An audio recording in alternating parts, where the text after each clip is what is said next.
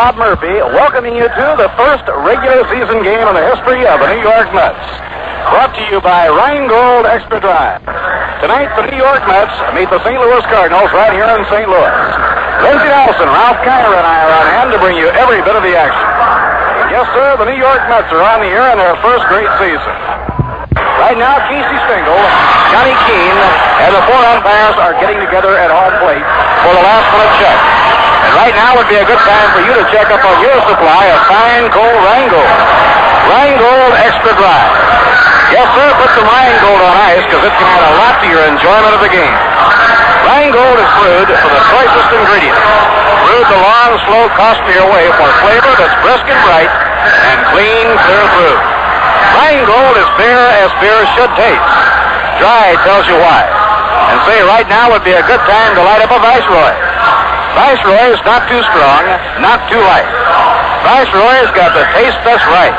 That's right. Now it's just about game time, so settle back with a tall, cold glass of Rheingold, and we'll give you the starting lineups. For the New York Mets, manager Casey Stengel will have Richie Ashburn in center field leading off. Felix Mantilla will be at shortstop, batting second. Charlie Neal at second base, batting third.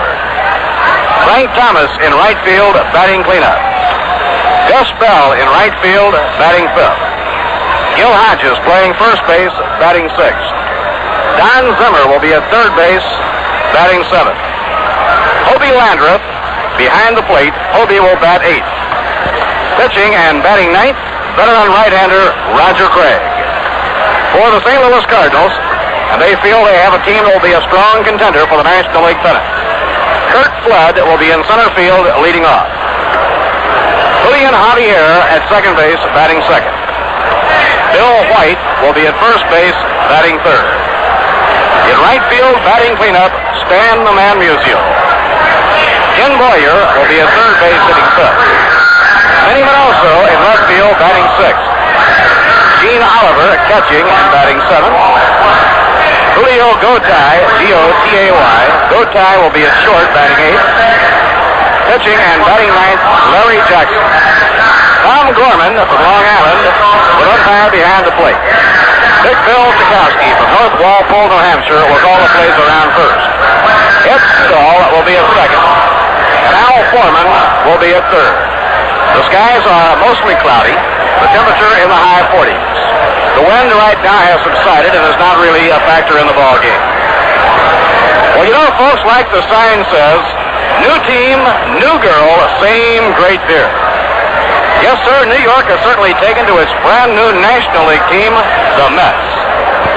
This Rheingold 1962, well, is more popular than lovely Kathy Kirsch. And that same great beer, Rheingold, it's been New York's favorite for as long as I can remember. How come so many millions choose Rheingold over all other beers? Simple enough. It's beer as beer should taste. And dry tells you why. Dry beer is lighter, more naturally refreshing, and Rheingold is extra dry. Extra dry for that extra refreshing taste no other beer can match. Why not see for yourself what a difference dry makes? Enjoy a glass of refreshing Rheingold along with the game. You'll join millions who say, my beer is Rheingold, the dry beer.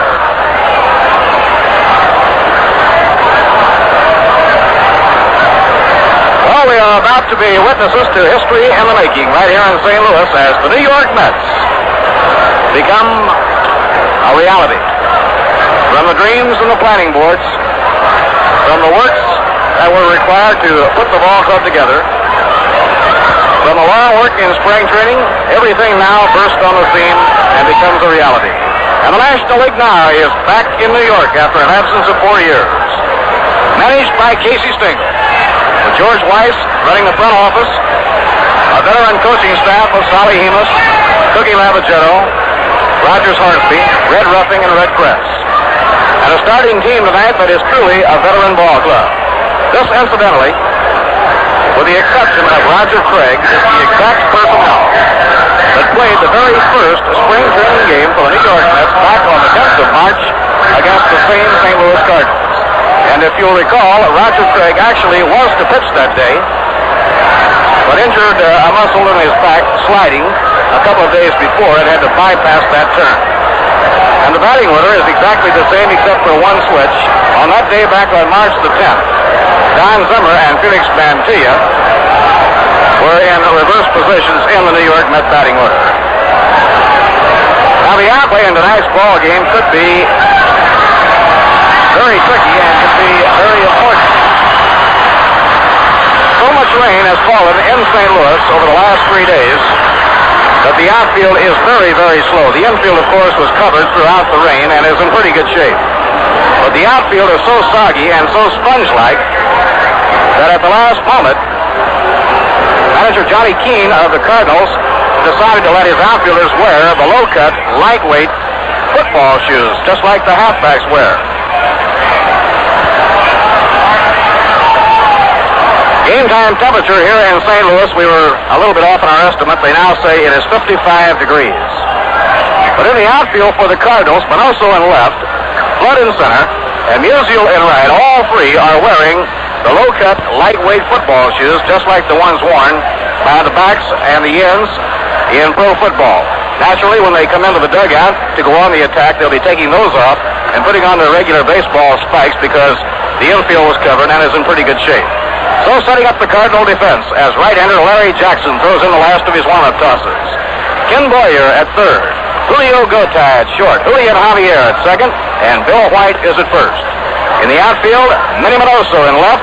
The speedy Kurt Flood in center. And around and right, one of the great names in the history of the game, Stan the Man Musial. The battery for the Cardinals, Larry Jackson on the mound. He'll be caught by young Gene Oliver. Now moving up to lead off in the ball game for the New York Mets will be the veteran Richie Ashburn. Richie, who enters this season needing only 55 base hits to reach the 2,500 hit mark. And in this game tonight, you have the two men who have more base hits than any other players in the National League. Stan Musial, number 1, and Richie Ashburn, number 2. Richie, after 14 years, is still a lifetime 300 hitter with an average of 308 over the 14-year span. And as you know, twice he won the National League batting title. So veteran Richie Ashburn is stepping in against Larry Jackson, the fine curveballing right-hander of the St. Louis Cardinals. Jackson was hurt in spring training last year, got off to a very slow start. He was 3 wins and 8 losses in the middle of the year. But then he came strong with a great second half. He won 11 of 12 decisions, and he wound up the year as the comeback guy of the Cardinal mound staff. And so he has been given the honor by Johnny Keane of pitching his third opening game.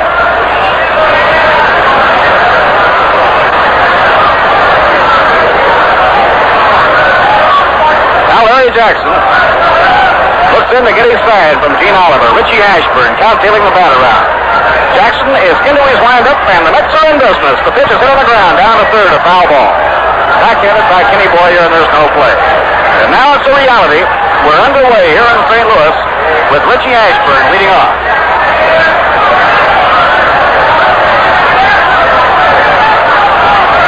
Felix Mantilla moving out on deck. He'll be followed by Charlie Neal. Center fielder Kurt Flood swung way over into left center, playing Ashburn to hit to the opposite field. A drive in the air to left center. Kurt Flood is backpedaling. He's there now. He makes the catch to the out. Kurt Flood had a perfect defensive position on Richie Ashburn. He was way over in left center. Really had to meander back about 10 or 12 strides to take it for the out. One away, nobody on. That brings up Felix Mantilla. This was a very good spring for Felix Mantilla. He was in a batting slump in the early part of spring training, but when the Mets on the 23rd of March started a road trip on the other side of Florida, he got hot. Swing and a miss, strike 1. Right after the game tonight, the New York Mets will be flying to New York. They're anxiously looking forward to the big reception tomorrow in New York with the parade down Lower Broadway. And the welcoming at City Hall. And the opener against Pittsburgh on Friday at the Polo Grounds. Gene Oliver crouched behind the plate. Now Jackson nods in accord. Into the windup, the pitch on the way. Outside and low, he lays off of it. 1 ball, 1 strike. They've done a beautiful job with the ballpark here in St. Louis, and it is in tip-top shape and very, very attractive. Of course, in right field, which is the Real hitting target for the left-hand batters. The screen stretches from the foul pole out to right center. Anything off the screen is in play. Swing and a miss on a slider. 1 ball, 2 strikes. Down the left field line to the foul pole is 351 feet. In left center to the bleachers, 379. To the gardens out behind the green batter's eye in center field, 425. In right center where the screen drops off, 354. 310 down the right field line to the pole and screen. Outside and low, 2 balls, 2 strikes on Felix Mantilla.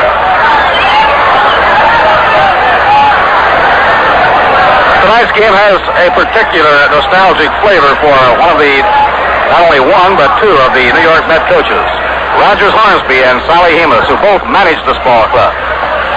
Taken low, ball 3, 3-2. As far back as 1925, the Raja directed the Cardinals to the National League pennant and a World Series championship. And of course, year before last, it was Sally who took over the Redbirds, who were sagging, and drove them to a third-place finish. Full count now, 3-2 on Mantilla. Jackson double pumps. The infield and the outfield straight away. Tapped foul off to the left. No play, and the count remains the same.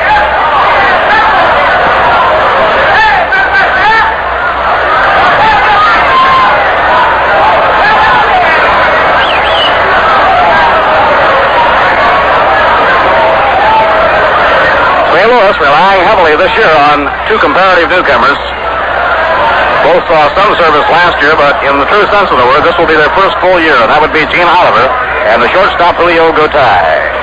A ground ball hit down to third. Kenny Boyer takes it out of the dirt, straightens up, throws in time, and there are 2 away.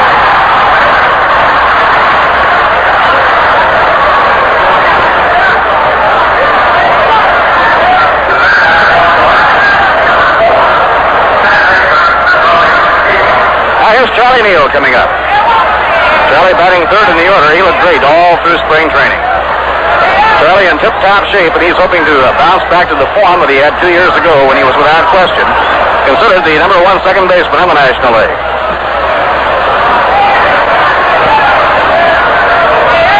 Here's the windup pitched by Jackson. A drive in the air toward right center field. Musial is hurrying over there. He's in front of it and makes the catch for the out. Mighty slow going in the outfield. Stan started to slip around a little bit, but he slowed up and had time to get there. No runs, no hits, no errors, none left on. Let's go down in order in their half of the first inning. So the score in the middle of the first inning is the New York Mets 0 and the St. Louis Cardinals coming to bat.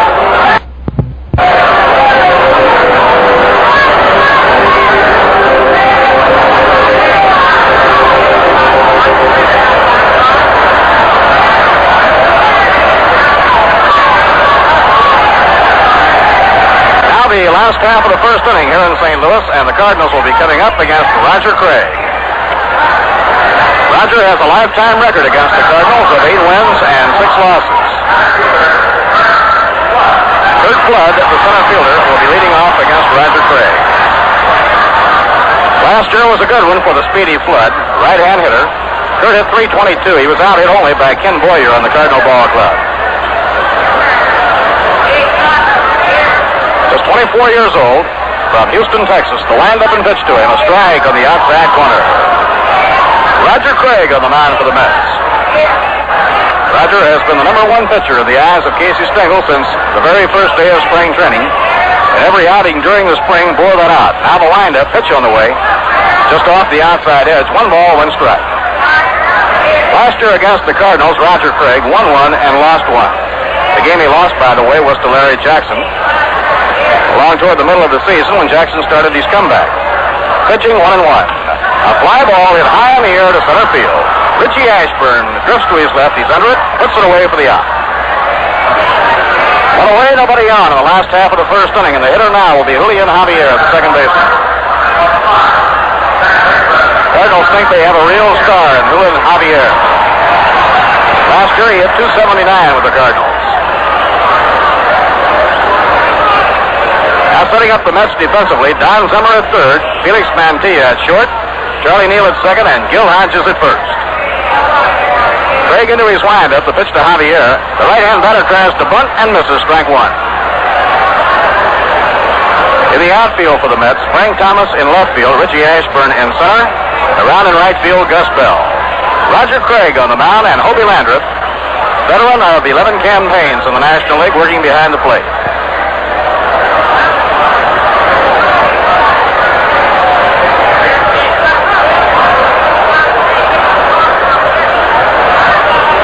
Javier came up through the Pittsburgh Pirate organization. He starts his third season now with the St. Louis Cardinals. He was traded by Pittsburgh to the Cardinals along with Ed Bauta, Vinegar Ben Marzell and Dick Gray. That trade took place in early 1960.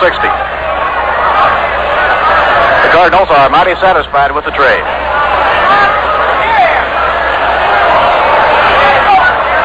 Now the wind-up pitch by Roger Craig. A swing and a miss on a slow breaking ball. Strike two.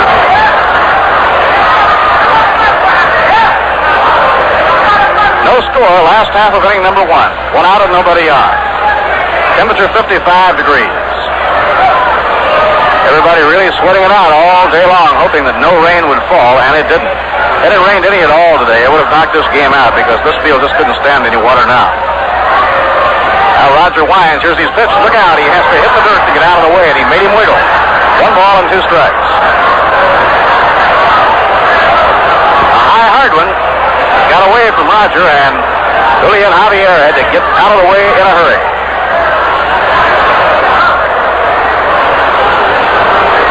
Roger Craig, tall, rangy right-hander with a world of determination and pitching know-how.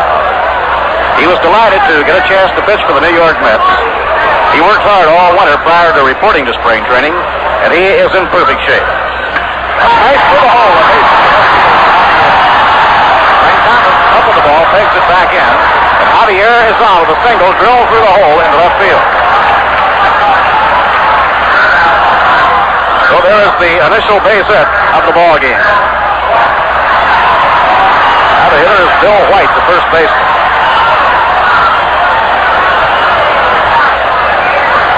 Big Bill White, he hit .286 last year, a 6-footer from Rock Hill, Missouri. Left-hand batter, and he was a particular nemesis for Roger Craig last season. Here's the pitch by Roger. A little bit low, taken, ball one. Don Zimmer, even with the bag, but wide of the line at third, and Felix Mantilla shaded towards second. Ashburn a very deep center field, and around toward right center. Bell about 2 strides off the warning path in deep right. Gil Hodges holds against the speedy Julian Javier. He can really fly. Now throw to first as Craig keeps an eye on him.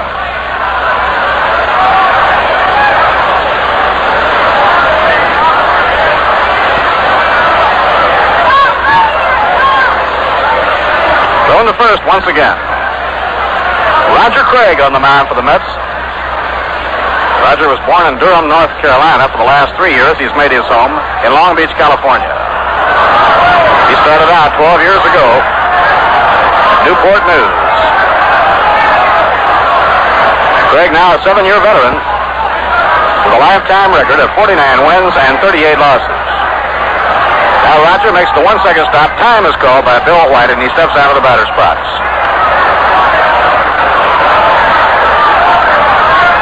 In '59, when the Dodgers won the pennant, time and again, it was Roger Craig who strolled in to pitch the big game. In the big pressure game of them all, when the Cubs had to be beaten, Roger took to the mound and was in command all the way. And now he takes on the responsibility of the big opening game here in St. Louis. Next pitch, ground ball through the hole into right field for a base hit. Javier on second, he's flying on to third, and the Cardinals have runners on first and third.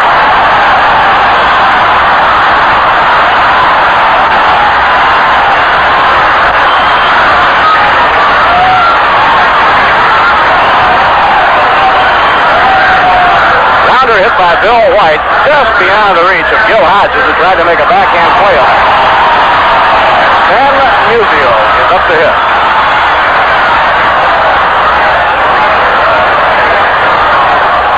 Now Don Zimmer comes over from third to talk for a moment to Roger Craig. Stan Musial, who virtually owns the National League record book.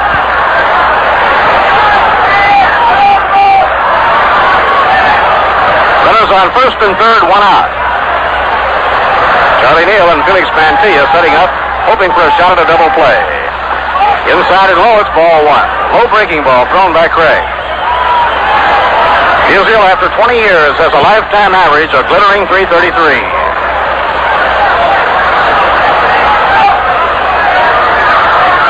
The outfield deep and around toward right. No score, last half of the first, Cardinals threatening. Next pitch. Off the outside edge, Musial takes it. And it's 2 balls and no strikes on Stan the Man.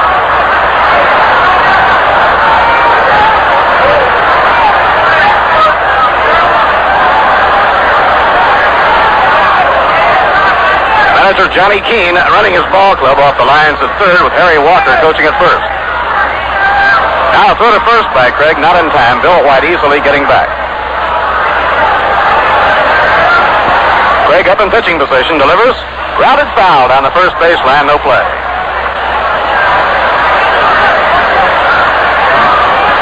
Now Hobie Landreth moves out toward the mound to get together with Roger Craig. Last year, Stan played 123 games at .288. But he hit 15 home runs and he knocked 70 runs in. During his brilliant 20-year career, Musial has hit 444 home runs.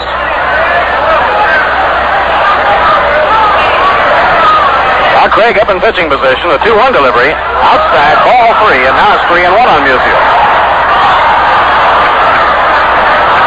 Roger Craig, 6'4" right-hander, trying to pitch out of a jam here in the last half of the first inning.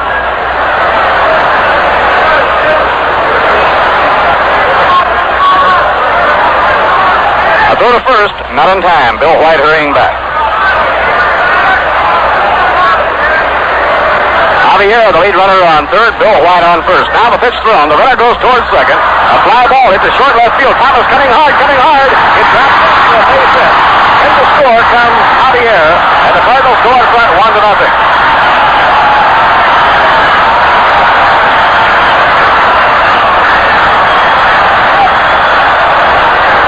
Stan Musial, a Texas League base hit to short left field.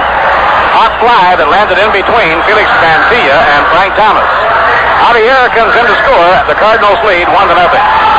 Warm-up action in the New York Mets bullpen. Bob Moorhead, a right-hander, starts getting ready.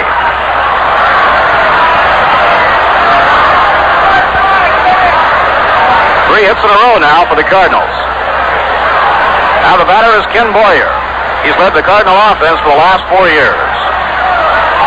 Balk, and a balk is called on Roger Craig. Roger turned to throw to first, but Gil Hodges was not over there covering. He realized he couldn't throw. He held up, and it's a balk. Moving White to third and Musial to second.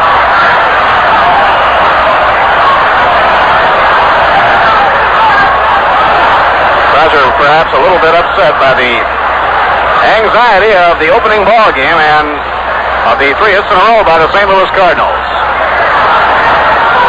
Now Gil Hodges comes over from first to talk to Roger Craig.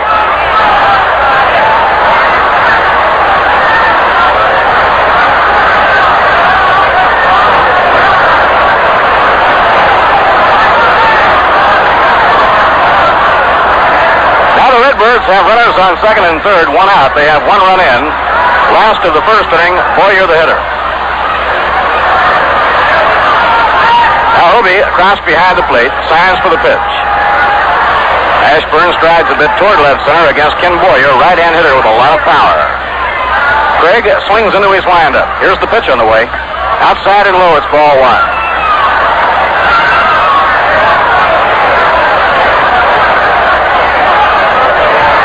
1 ball, no strikes to Ken Boyer. Last year, Ken hit .329. Led the Cardinals in hitting. Here's the pitch on the way. Outside and low, ball 2. Minnie Minoso, the on-deck batter, and then Gene Oliver. The Redbirds feel they have a strong bat in every position in their batting order this year. For they feel that Gene Oliver, the catcher, and Julio Gotay, the shortstop, both will hit well.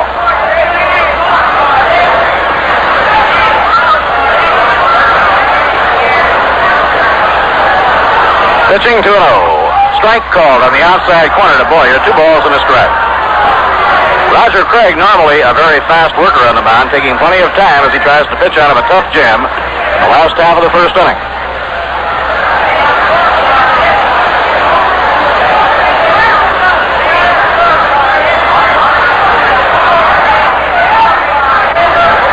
Craig winds and pitches. A ground ball slowly hits the third. Zimmer has but one play. He fires to first in time for the out, and a run is in. Bill White crossing the plate on the slow bounder. So actually, the last two hitters, Musial and Boyer, both great hitters, have been taken off stride by Roger Craig, but Musial booped one in for a hit to left field, and Boyer tapped a slow roller that was hit so slow that Zimmer's only play was to first base. And now Minnie Minoso is up.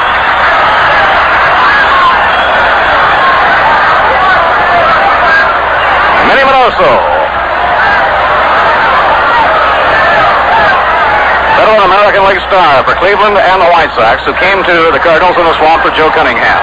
Right-hand hitter waiting, and the pitch is a strike on the inside corner. Minnie, after a dozen campaigns in the American League, a lifetime 300 hitter. He's an exciting ball player to watch. Like the Mets' Don Zimmer, he's a scrapper all the way. He always gives you that big head first slide in trying to get that extra base. Minnie really crowds the plate. And he's frequently punked by pitches, but he's willing to take that. Now the pitch on the way. Inside and low, 1 ball, 1 strike.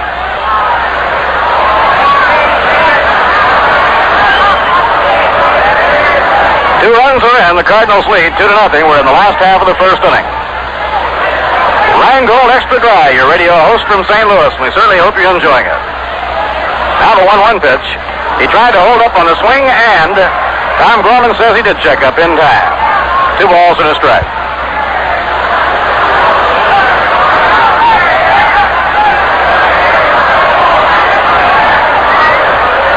Stan Musial on second. There are 2 away, last half of the first inning.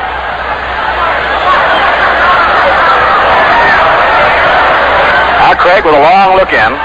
Kicks the leg, delivers. A high pop foul behind the plate. Landry flips the mask to the side. Obie's Zimmer waiting, and he grabs it for the out that retires the side.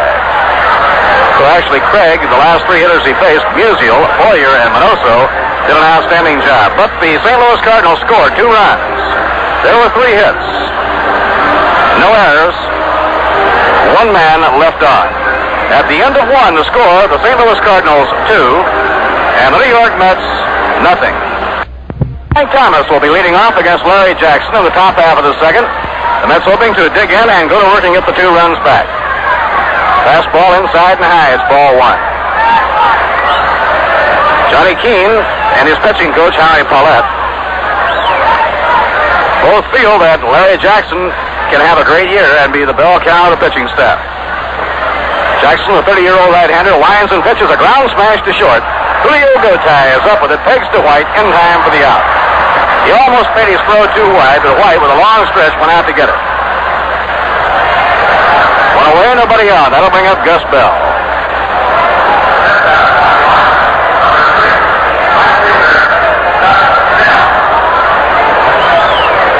The Chicago Cubs and Houston Colts are underway in their game in Houston. Glenn Hobby pitching for the Cubs and Hal Woodishick for the Houston Colt 45s. Cubs did not score in the first. Breaking ball outside to Gus Bell, ball 1. Otherwise, in the National League tonight, Cincinnati at Los Angeles and Milwaukee at San Francisco. A day game between the Phillies and Pittsburgh was postponed to rain. The only day game played was in the American League, where the Red Sox defeated Cleveland 4-0 on a 4-hit shutout by Bill Monbouquet. A smash it hard, a base hit up the middle for Gus Bell. And the New York Mets have their first hit of the campaign, and it was a clean one by Gus Bell up the middle.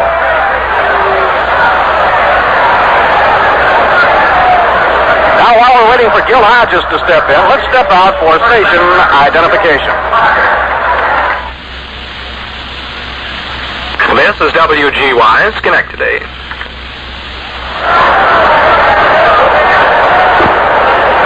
Bob Murphy with Lindsey Nelson and Ralph Kiner. The New York Mets are hitting against Larry Jackson in the top of the second. Gus Bell has just drilled a single to center field. And now the hitter is 38-year-old Gil Hodges. Here's the pitch by Jackson. A blazer that's in there for a call strike. Gil starting the year just 8 home runs behind Ralph Kiner for the number 10 spot in the all-time home run derby.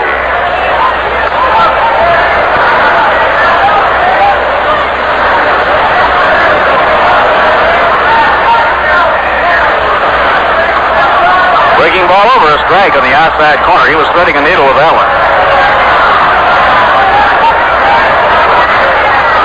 Gill, a 16-year veteran with a lifetime average of 274.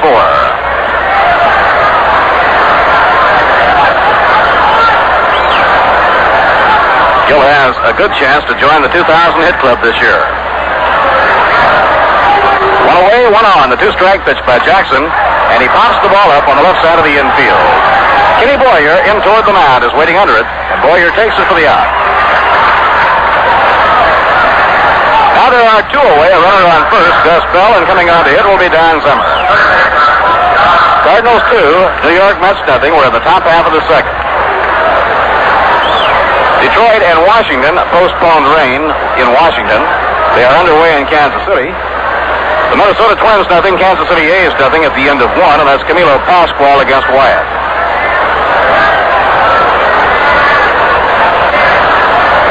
Now Jackson eyes the runner, then pitches. Swing and a miss on a curve, strike one. Zip led the New York Met hitters throughout spring training.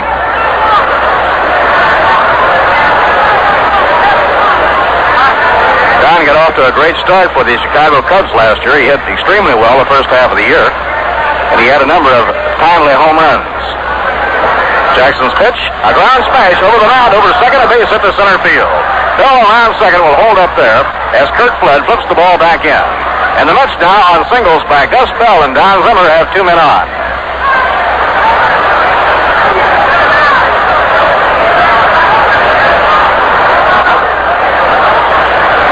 Now coming on to hit will be Hobie Landreth.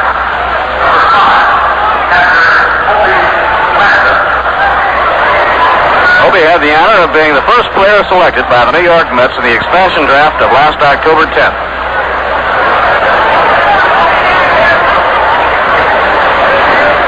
Hobie, originally from Decatur, Illinois, is a 12-year veteran.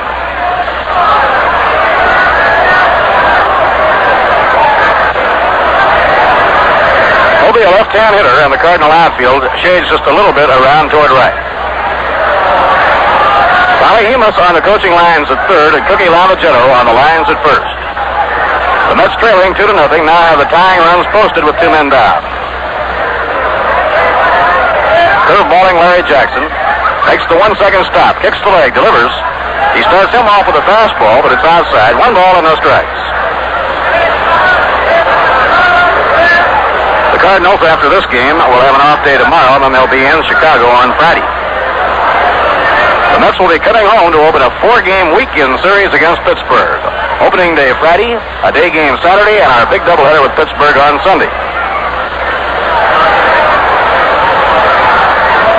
Pitching, a high fly ball, not too deep, out the short center field. Everybody running for it, and it's Javier, the second baseman, who grabs it, holds on to it as Kurt Flood barrels into him, coming up from behind.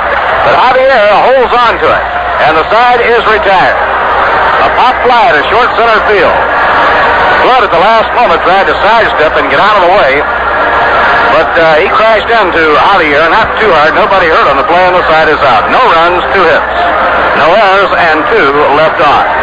And now at the end of an inning and a half, the score, the Cardinals 2 and the Mets nothing. Now Gene Oliver leads off in the last half of the second, facing Roger Craig. Grounded foul down the third baseline, no play.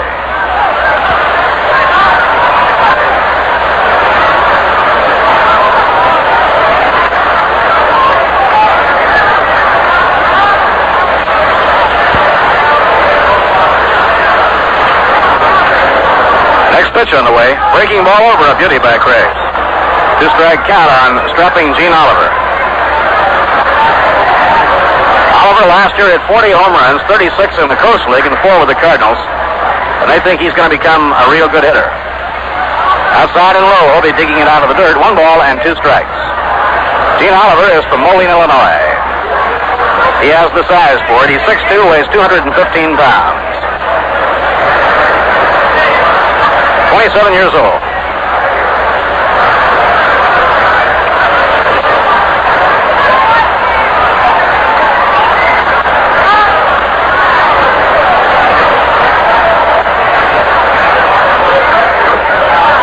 Next pitch to him, swing, and unless he struck him out, and Craig with a big motion and a changeup really fooled Oliver on that one. So Roger hangs up his first strikeout of the game. 1 out and nobody on.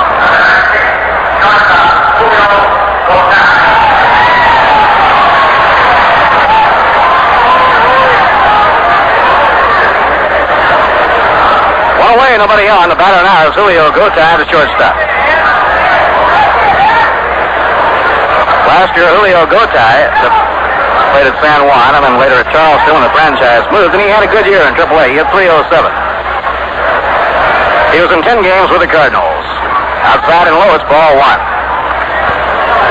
They have turned over the shortstop job to Gotay, and as the old saying goes in baseball, to win a pennant, you must be strong down the middle, and so Gotay, along with Gene Oliver behind the plate, assume much of the responsibility of whether or not the Cardinals will be a very successful ball club this year. Craig winding the pitch to Gotay. Outside and low, ball 2, 2-0.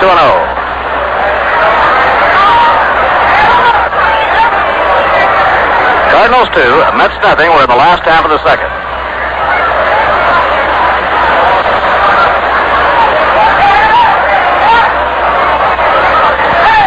Now Craig cranks up. Ground ball hit down to third. Zimmer racing in. He's up with it. Throws to first in time, and Gotay is out. Slow grounder, and Zimmer had to race in for it. 2 up and 2 set aside by Craig, and that brings up Larry Jackson.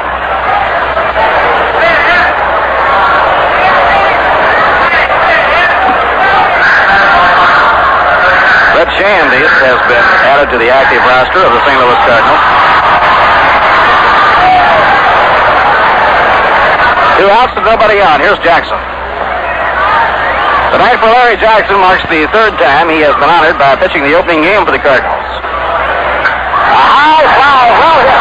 Left field back to Thomas. He may have room. He's near the barrier, makes the catch. Right up against the wall in deep left field. Frank Thomas pulls it in. That ball was well hit by Larry Jackson. He almost put that one into the seats in the bleachers in left center.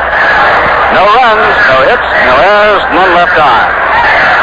At the end of 2 innings, the score, the St. Louis Cardinals 2 and the New York Mets nothing. Now we're all set to go here in the 3rd inning. The Mets coming up, hoping to get a couple of runs back, and all set to step in and paint the word picture for you. And best of luck, Ralph, as we swing into the big new season. Ralph Kiner. Thank you, Bob Murphy, and all set to go here for the Mets. Roger Craig against Larry Jackson, both from the right-hand side. 2-0 game, St. Louis. First pitch to Roger, swing and a miss, strike 1. Cardinals picked up 2 runs in the first inning.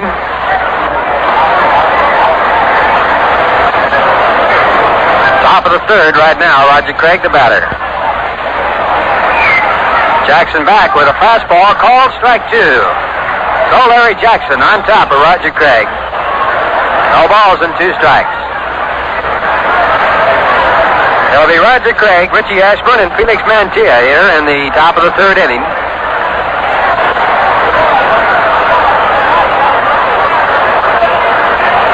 Jackson back, catches the outside corner, got him looking, strike 3. So Jackson picks up his first strikeout of the ball game.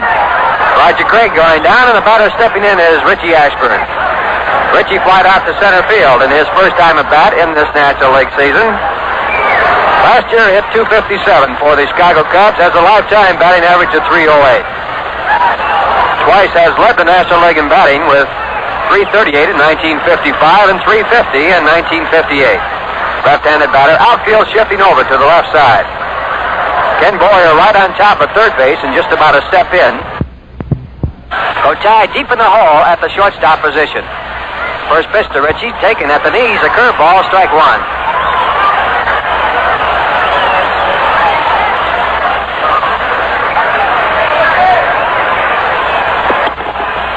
Minnie Minoso in left field, way over towards the left field side near the foul line. Kurt Flood in center field, over in left center field. 1 strike pitch to Richie is called strike 2 as Jackson working quickly here, picks up 2 quick strikes. Larry Jackson last year won 14 while losing 11 ball games, got off to a very slow start, then won 11 out of his next 12 starts. Has a lifetime record of 85 wins and 75 losses. 30 years old, he's the number 1 right-hander. Now the 2-strike pitch to Ashburn. Hit down through the hole in the left field, a base hit, and Richie gets his first base hit of the 1962 season. That puts a runner at first base and brings up Felix Mantilla. Well, Richie had to thread the needle. He had about 15 feet to hit that one between the third baseman and the shortstop, and he did. He hit it sharply on the ground in the left field. So it's hit number 3, picked up by the New York Mets. And coming down now, Felix Mantilla, who grounded out to the third baseman. Last year, hit .215 for Milwaukee as a utility ball player. Has a lifetime average of .231. Now out on the mound, Jackson talking with the shortstop Gotay and the second baseman Javier. And they're evidently going over who will cover if a double play situation comes up as far as the pitcher's concerned. Normally the second baseman or the shortstop, either one designated before the ball game, will give a sign to the other ball player as to who will cover on each pitch. They shift around depending actually on the speed of the pitch, the fastball or the curveball. Ashburn with a good-sized lead at first base draws a throw, but he gets back in time.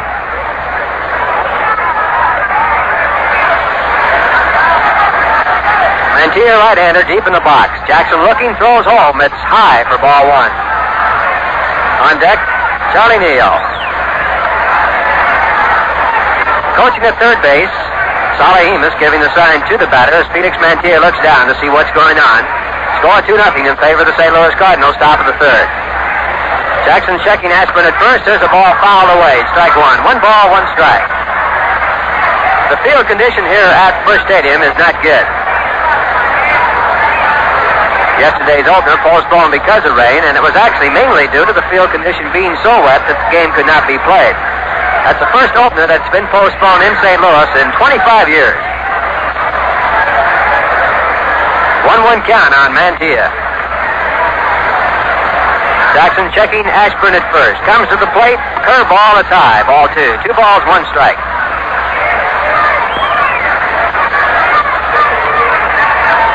Felix playing in his 7th Major League season. Now Gotay comes on in to talk to Jackson once more.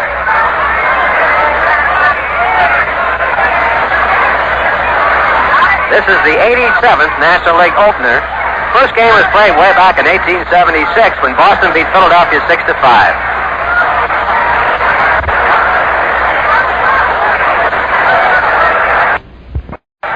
Couple of scores on the big board in left center field. Houston 2, the Cubs nothing. That's at the end of 2.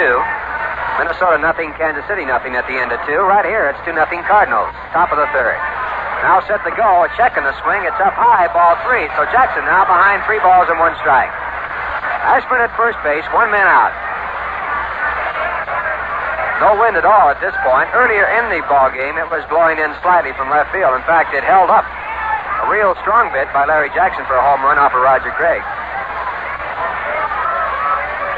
Both teams with 3 hits. Ashburn checking the coach at first, Cookie Lavagetto, looking for the steal. He goes. The pitch is swung on, foul down in the dirt off of the foot of the catcher, Gene Oliver. And time is called. That'll send Ashburn back as the count goes full. 3 balls and 2 strikes. Now the trainer coming out to take a look at the right foot of the catcher. Jackson there talking it over with him, and now Bill White coming in to see what's going on. Cardinals jumped out to a quick lead in the first inning when after Kurt Flood had flied out to center field, Javier singled to left. Bill White then moved him down to second base with a single. Then he scored on a bloop single by Stan Musial. And then Bill White, who had gone over to third base on a box, scored on an infield out by Ken Boyer. The only 2 runs of the ball game. Now 3-2 pitch to Felix Mantilla. Ashburn goes. The pitch is swung on, foul back in the screen. So they kind of hold at 3 balls and 2 strikes with 1 out.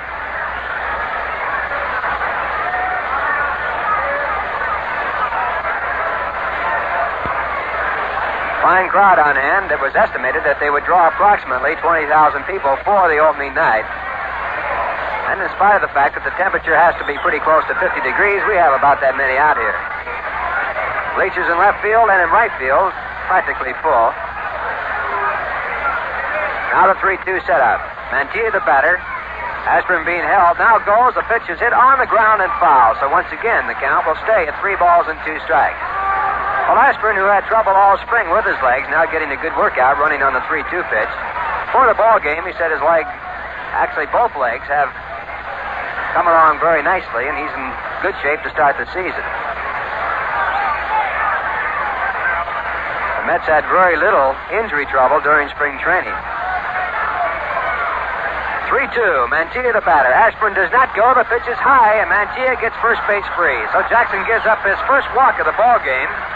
And that moves Ashburn 90 feet down to second base, puts Mantilla on first. He's a potential tying run, and the batter is Charlie Neal. Neal flied out to right field, actually a semi-line drive. He is 0 for 1, has a lifetime average of 265. Last year with the Los Angeles Dodgers hit 235.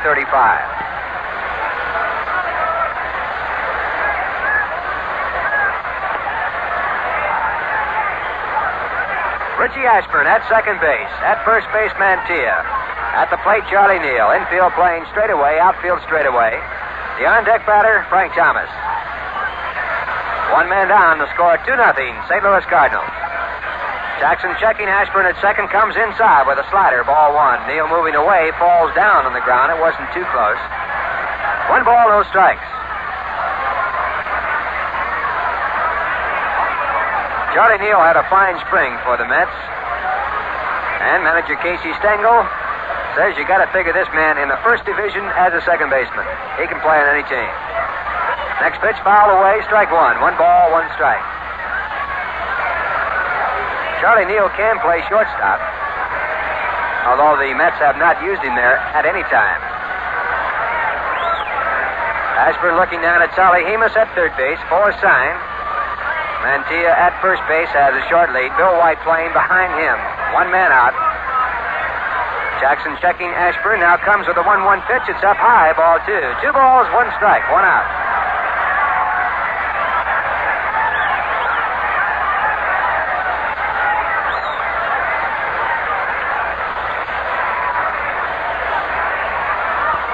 Jackson is 30 years old, 6'2", weighs 190 pounds.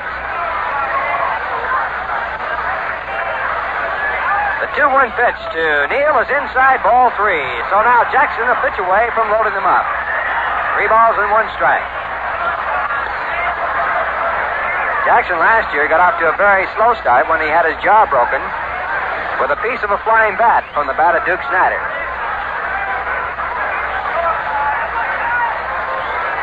At the halfway mark, he had won 3 games while losing 8. Then he came on to win 11 of his next 12 and ended up with a season of 14-11.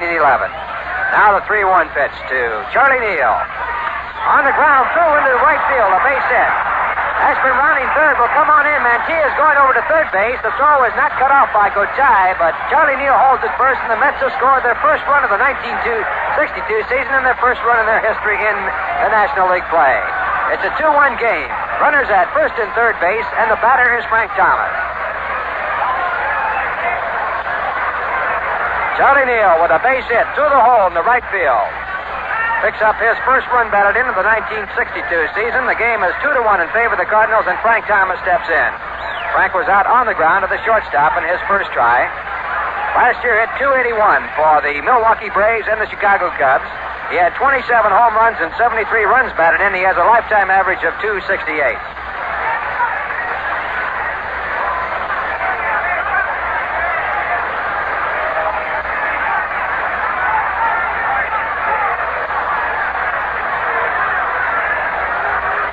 Charlie Neal at first base. At second base, at third base, Felix Mantilla. And the first pitch to Thomas is swung on a miss, strike one. Good curveball by Larry Jackson on the outside corner.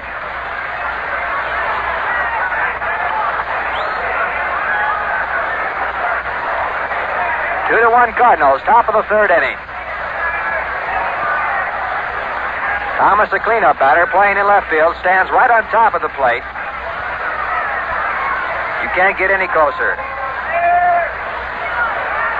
Jackson looks in for the sign and backs off the mound, asks for another. Gene Oliver, the catcher, gives it to him. He's set. Neal with a short lead at first base. 1 out, and the pitch to Thomas is hit out to center field, deep to center field. Flood is there. Neal has tagged up at first base. The runner third tagged up has come on in, and that ties it up at 2-2. So Frank Thomas on a sacrifice fly to deep center field ties the game up at 2 apiece. As Mantilla scores from third base, and on the throw into second base, Charlie Neal went back into first.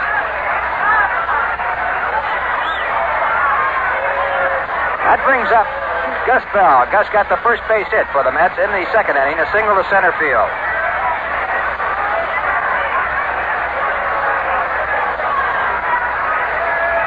Gus batted .255. A throw to first base. Neal dives back in. Got back in safely. Jackson with a good move to first base. Jackson with a good move to first base. Gus, a left-handed batter. And the first pitch to him, a fastball. It's outside. Ball one.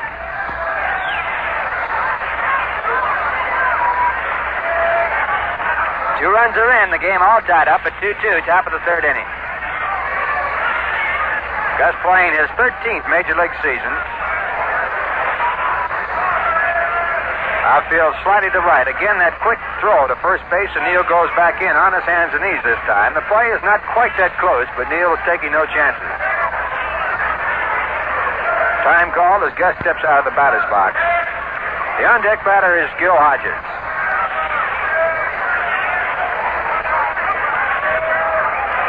Larry Jackson, a right-hander now, checking Neal at first. Still looking. Now comes to the plate. It's hit to right field, high in the air. Musial back on the warning track, has room, and he makes the catch.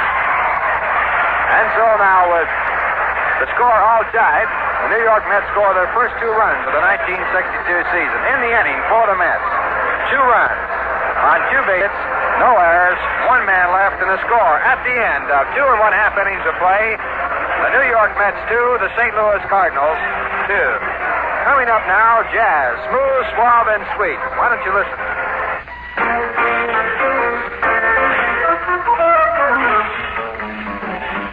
My beer is Rheingold, a dry beer. Think of Rheingold whenever you buy beer. It's not bitter, not sweet. It's a dry flavor treat. Won't you try extra dry Rheingold beer? Won't you try extra dry Rheingold beer? Like the song says, people everywhere sing out, "My beer is Rheingold, the dry beer." And Dry tells you why. Yes, sir. Dry tells you Rheingold has a brisk, bright, clean taste all of its own. Discover the difference Dry makes. Pour yourself a tall, refreshing glass of Rheingold Extra Dry. Enjoy it along right with a ball game.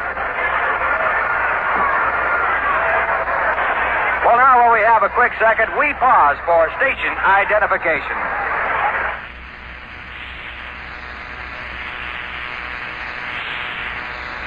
This is WGY Schenectady. All set to go, the bottom half of the third, and the first pitch to the leadoff man for the Cardinals, Kurt Flood, is outside, ball one. On the mound for the New York Mets, Roger Craig. The score of the game, 2-2, bottom half of the third inning.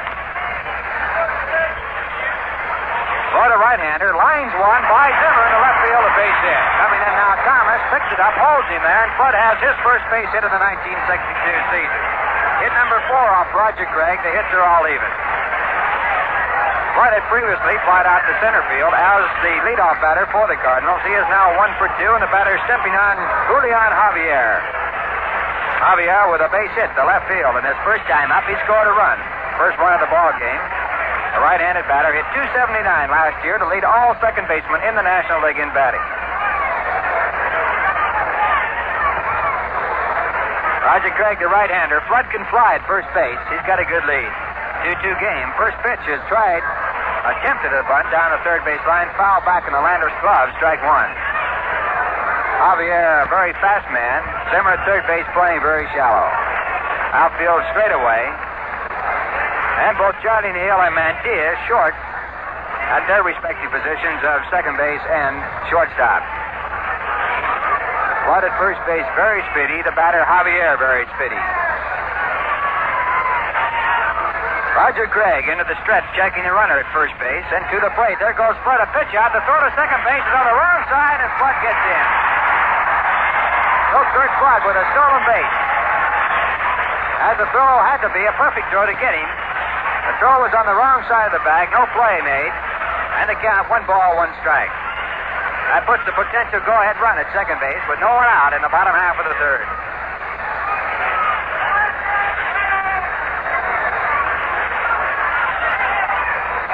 Craig now into the stretch and to the plate. A smash in the left field on the ground. A he's hit. Here comes Flood around third base. Thomas up, does not throw. As Flood stops there with no one out, and the throw goes into second base. So now the Cardinals, with a scorch-eyed Choo-Choo, have runners at first and third base with no one out, and the batter's Bill White. White picked up a single in his only time at bat in the game. He is 1 for 1. Left-handed batter now. Zimmer is talking to Roger Craig in the mound. Hit number 5 picked up by the St. Louis Cardinals.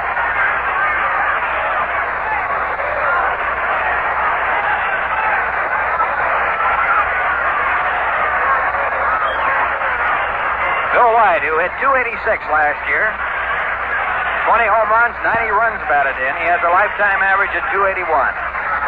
Big, strong left-handed batter acquired from the San Francisco Giants. Runners at first and third, the infield back. First pitch is down the dirt. Lander keeps it in front of him. Ball 1. Curveball that was too low. Now time is called as Tom Gorman walks out in front of home plate. He wants the ball looked at. It is looked at by second base umpire Ed Sudol. 2-2 game. Cardinals now in the bottom half of the third, with runners at first and third base. No one out. Bill White the batter.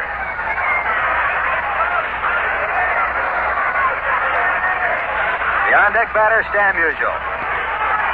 Now Craig set to the plate. Swung on, a foul tip down in the dirt, strike 1. 1 ball, 1 strike.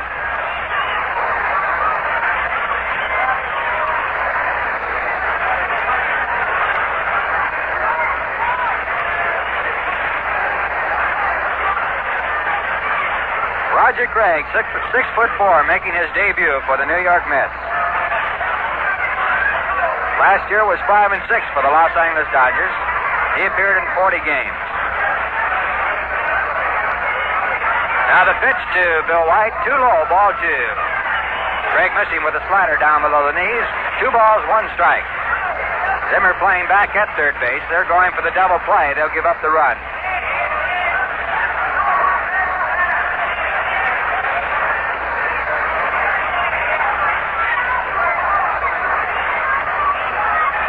First base, Hodges puts the tag on, but Javier is back easily.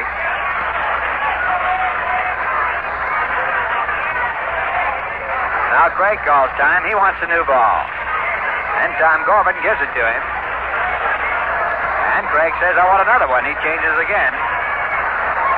Pitcher can get a new ball at any time in a ball game. A batter can only request that a ball be put in play.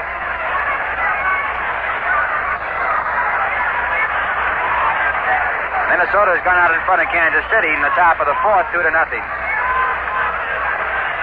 here, it's 2-2. Craig on the mound, set to go. At the end of 3, Houston 2, Chicago 0. Into the stretch, and the pitch to Bill White, line to right field. That puts the Cardinals out in front, 3-2. Here comes Bell's throw across the diamond. It's cut off by Mantilla. It's out of the air, goes into third base, and White ends up at first. So Bill White picks up his second single in the ball game. He drives in his first run. The score now, the St. Louis Cardinals 3, the New York Mets 2.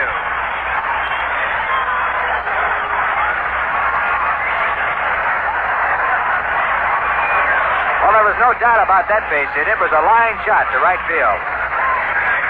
Now warming up in the bullpen, Craig Moorhead for the New York Mets.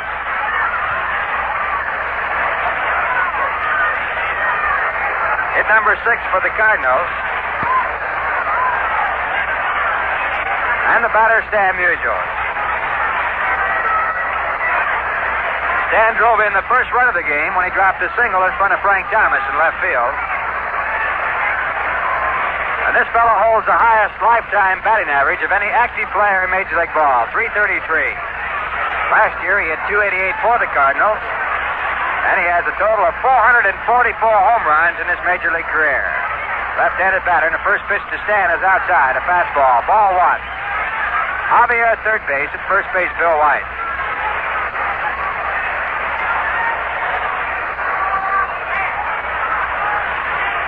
Craig's control has not been too sharp tonight. Pitch back to Stan. Line to right field. Bell is going over near the wall. Cuts it off near the corner. A runner's in. Here comes White to third base. He's going to try and score. A throw by Neal. Two-hander shortstop is in time to tag, and he is out. On the play, Stan Musial moves on down to second base. If you're scoring, it went from the right fielder, Gus Bell, to Charlie Neal to the catcher, Landrum. 9-4 to 2. A run is in, and the score of the ball game is now 4-2 St. Louis Cardinals, and Stan Musial picks up his second hit of the ball game and his second run batted in.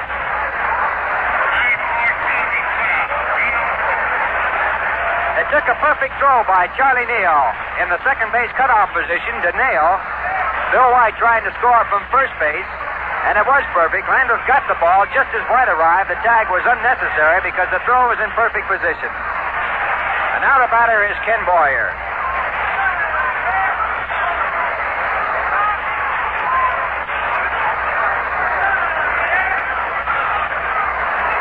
Boyer drove in a run when he grounded out to Zimmer. Takes down low, ball one. He is 0 for 1.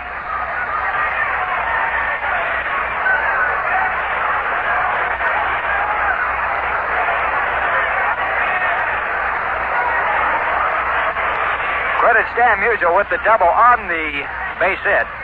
Pitch to Boyer is outside, ball 2. So Roger Craig now, with Stan Musial at second base, has a 2-0 count on Ken Boyer, right-handed batter. Boyer last year, 329. He had 24 home runs, 95 runs batted in. He has a lifetime batting average of 299. Craig throws a foul tip, strike 1. 2 balls, 1 strike, 1 out. The St. Louis Cardinals, bottom half of the third inning.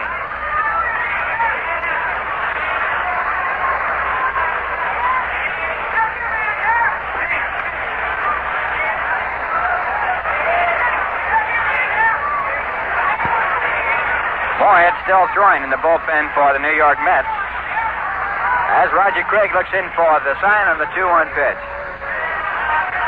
Musial with a short lead at second base. The ball is on the ground to the shortstop side. Zimmer cuts it off. A fine play to throw to Hodges in time.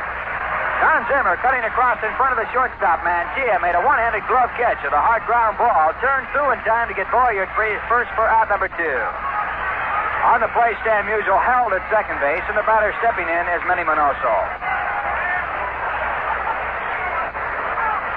Minoso fouled out in the first inning.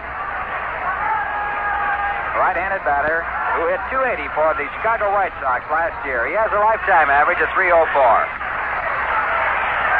Musial at second base with 2 outs. Craig throws. It's outside. Ball 1. Slider missing off the outside corner. 1 ball, no strikes.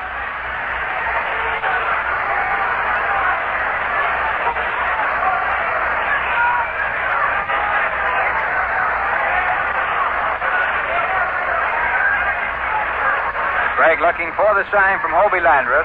Throws too low, ball 2. Slider down below the knees. 2 balls and no strikes. Roger Craig wearing 38 on the mound for the New York Mets. At first base is Gil Hodges. Charlie Neal at second. What a fine play he just pulled off to get White at home on a relay throw. Felix Mantilla at shortstop. Don Zimmer at third. Frank Thomas in left field. Richie Ashburn in center field. Gus Bell at right field. And Hobie Landreth giving the 2-0 sign to Roger Craig. And also lines one to right field. Bell coming on, can't get to it. Takes it on the first bounce. Here comes the throw to home. Musial is going to score. And now they have Minoso on the rundown. It's over to Charlie Neal, back to the pitcher. And now Zimmer makes the play, and they say that possibly there's an argument on the play, but it is not ruled obstruction at all. And if you're scoring on the play, another run has come into the ball game. It's 5-2 in favor of the Mets, as Minoso gets a single to drive in his first run. And the scoring on the rundown play from the right fielder Gus Bell to the first baseman Gil Hodges to the second baseman Charlie Neal, and back to Don Zimmer at first base. So it goes 9-3 to 4-5. And in the inning for the St. Louis Cardinals, they pick up 3 runs on 5 base hits, and the score at the end of 3 complete innings of play, the St. Louis Cardinals 5, the New York Mets 2. Well, in this first ball game of the 1962 season, we've seen plenty of action already. And the New York Mets have scored their first 2 runs ever. The first base hit picked up by a Met in a ball game in their history was by Gus Bell in the second inning.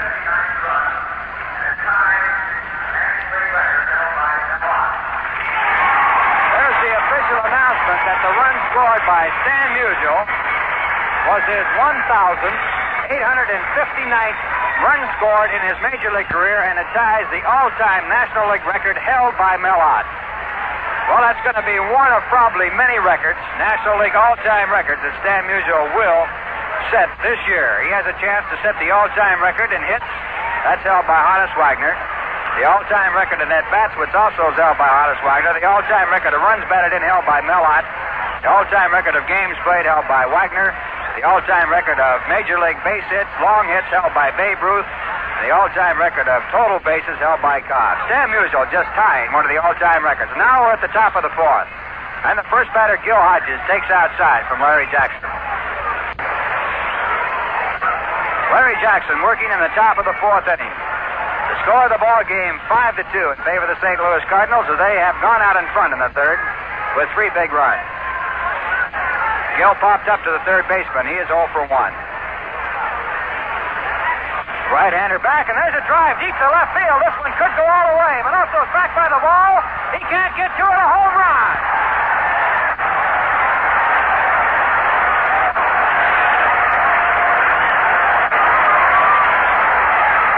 Gil Hodges was a home run for the New York Mets. Their first one, that's 362 for Gil Hodges, the first run of this ball game.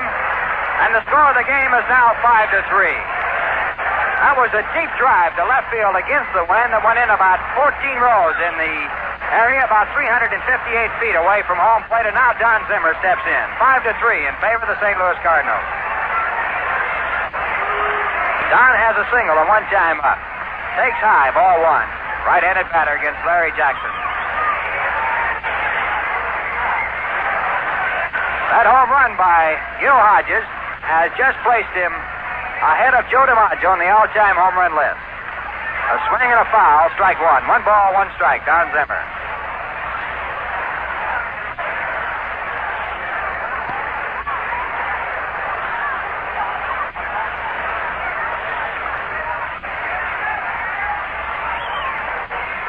Moorhead still throwing in the bullpen for the New York Mets.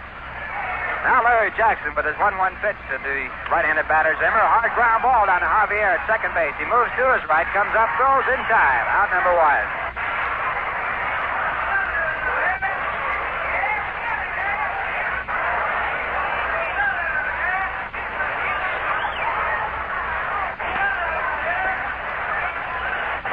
1 man out. The batter is Hobie Landreth, left-handed batter for the New York Mets. He bats in the 8th position. He popped up to the second baseman in his first try in 1962. There's a drive to right field down the right field line, but going foul.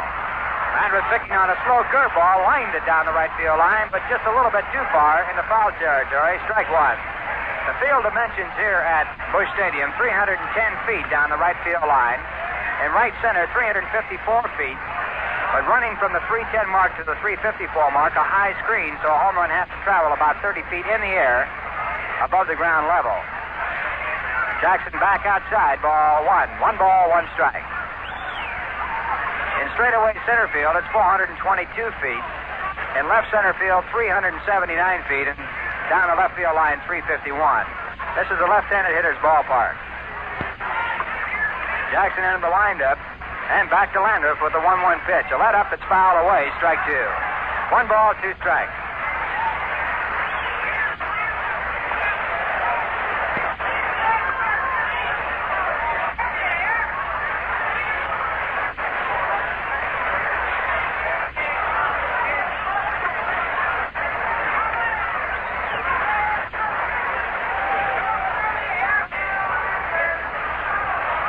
Pitch to Landreth outside, ball 2. Fastball just missing off the corner. 2 balls, 2 strikes, 1 out. 5-3. St. Louis Cardinals bottom, make that the top of the 4th inning.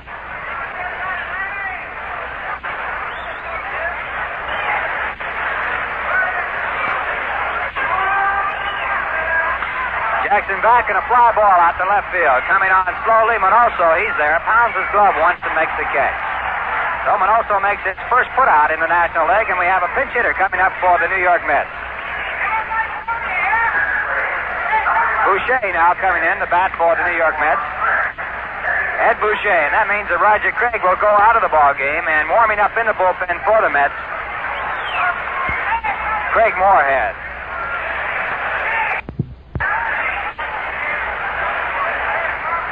Bob Moorhead, number 22, will come in the game in place of Roger Craig. Boucher takes it inside, ball one. Boucher, a left-handed batter.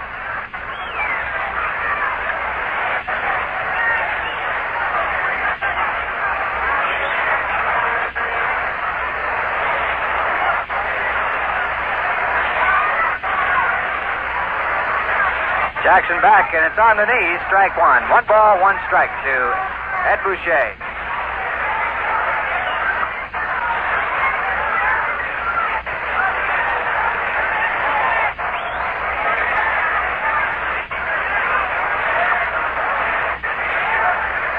Two men out to score the ball game, 5-3 in favor of the Cardinals. And the 1-1 pitch to Boucher way inside. It gets by Oliver going back to the screen, ball 2. 2 balls, 1 strike.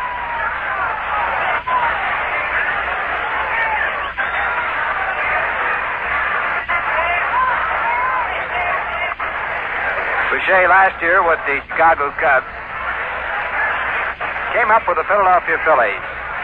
Now Jackson looking for the sign from Gene Oliver, has it, and the 2-1 pitch is high outside, ball 3. So Boucher, the first pitch hitter used by the Mets in their history. 3 balls, 1 strike.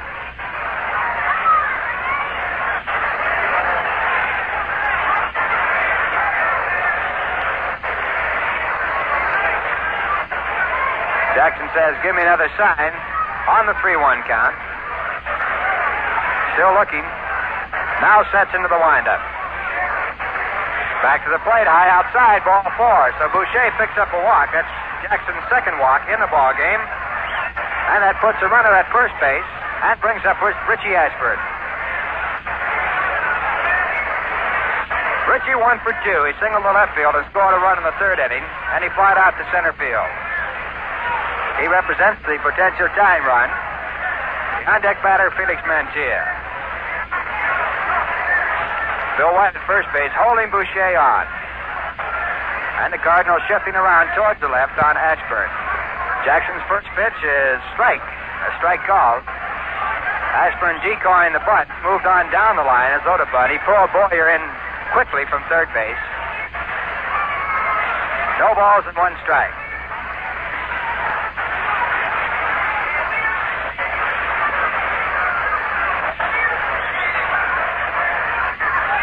Jackson checking the runner at first, back to the plate. It's a slider that's over, strike 2. No balls and 2 strikes. Richie Ashburn, the batter.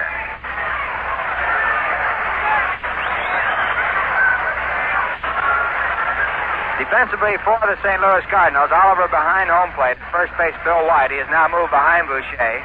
At second base, Javier. At shortstop, Gotay. At third base, Ken Boyer. But also Flood and Musial in the outfield, left to right.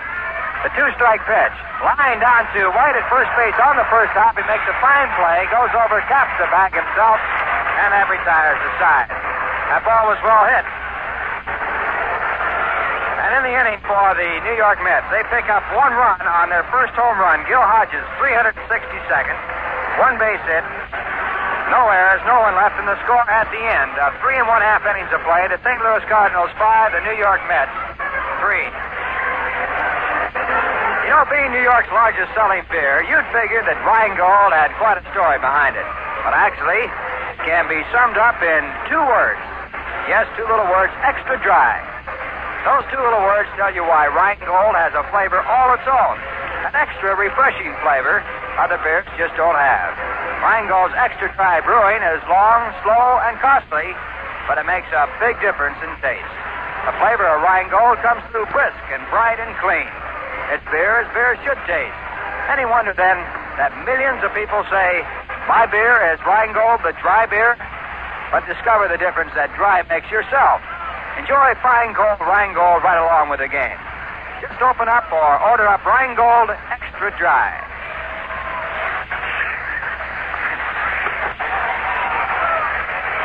Well, we're moving to the bottom half of the 4th inning with the score of the ball game 5-3 in favor of the St. Louis Cardinals as they come to bat. And now in the ball game for the Mets, Bob Moorhead. big, tall right-hander, and he's taking his warm-up pitches.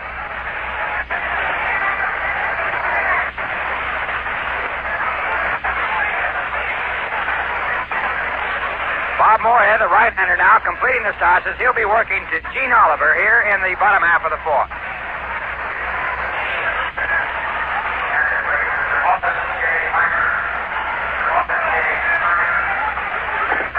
Last year, Moorhead was at Jersey City. He had a 5-6 record.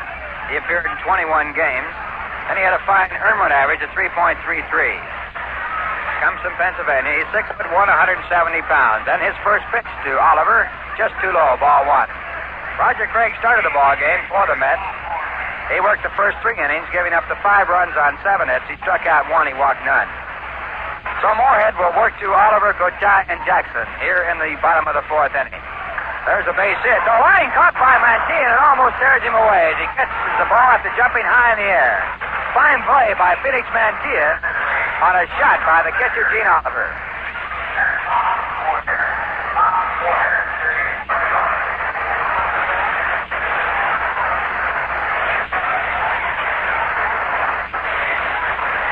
So Moorhead picks up his first out, and the batter stepping in, Julio Gotay. Big, tall, right-handed batter. Score of the game, it's 5-3, St. Louis. Bob just outside, ball one with a fastball. Moorhead throws a good sinking fastball. Has a long sweeping motion with his delivery. He was very effective all spring. Now looking in for the sign. Slider that's outside, ball two. Gotay grounded out to the third baseman Zimmer in his only try. And this fellow holds the key to the St. Louis Cardinals' pennant hope. Young shortstop that they are depending upon to really hold them together in the infield. 2-ball pitch on the ground off the end of the bat down to the second baseman Neal. He comes in, fields it by the grass, throws over to Hodges in time, and Gotay is down. So Moorhead now 2 up and 2 down, and the batter coming on, Larry Jackson. Jackson fried out deep to left field in his first try. Moving Thomas right back to the warning track about 350 feet from home plate.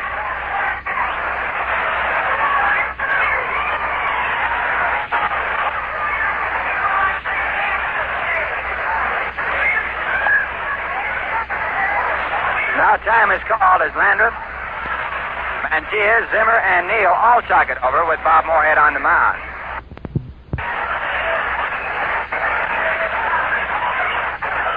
Larry Jackson, a right-handed batter, stepping in the batter's box. Score of the game, 5-3 St. Louis, bottom half of the 4th inning. Minnesota now has gone out in front of Kansas City, 3-0, top of the 5th inning. Moorhead catches with a curveball, strike 1 to Jackson. No balls, 1 strike.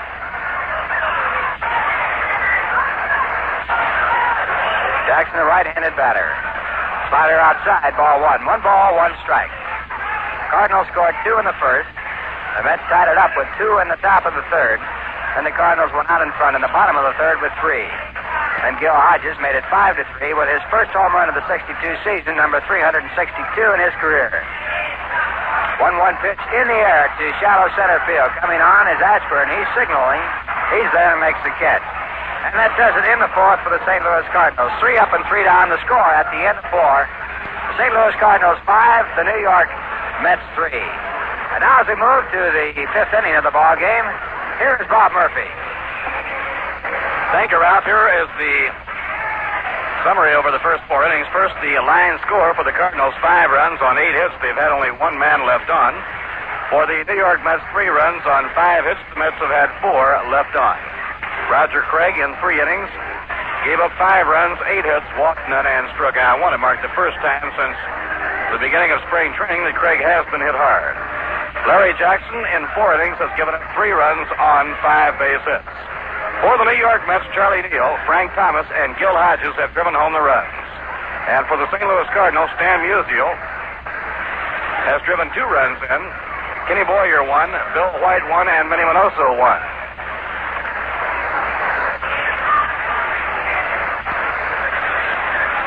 Tonight after the game, the New York Mets will be flying back to New York via their chartered airliner. One and all, very excited about the big welcome and the big reception in the form of the parade down Lower Broadway and the welcoming from Mayor Wagner at City Hall tomorrow about noon. After that, the New York Mets will go out to the Polo Grounds to familiarize themselves with the Polo Grounds with the workout to get all set for the home opener Friday against Pittsburgh. Remember now, tickets are on sale at Grand Central Station, 42nd and Vanderbilt, the Long Island waiting room of the Penn Station and the Polo Grounds. And ticket reservations may be made at all Howard Clothes stores. In the fifth inning, it's Felix Mantilla leading off against Larry Jackson. He starts him off with a curve, but it bends outside and low. 1 ball and no strikes. Felix has grounded out, third to first. His last time up, he drew a walk and later scored on a long outfield fly by Frank Thomas. Now Jackson cranks up. Down comes the pitch. A strike on the outside corner. 1 ball, 1 strike. One thing that has looked good already for the New York Mets has been the fact that the 3 men being counted on by Casey Stengel to provide a long ball, Frank Thomas, Gus Bell, and Gil Hodges, all 3 have hit a long one. Inside and low to Mantilla. He lays off of it. 2 balls and a strike. Thomas hit a ball very deep to center field. That was a sacrifice fly, scoring Mantilla. Gil Hodges, as you would expect Gil to do, what a great old pro, building a home run in his first game as a New York Met. And Gus Bell hit one deep to right field that Musial backed up to take. Pitching 2-1. Call strike on the outside corner. He picked off the outside edge with that good slider, and the count is even now at 2-2. Charlie Neal on deck, and then Frank Thomas. The Mets 2 runs behind as they hit in the top of the 5th inning.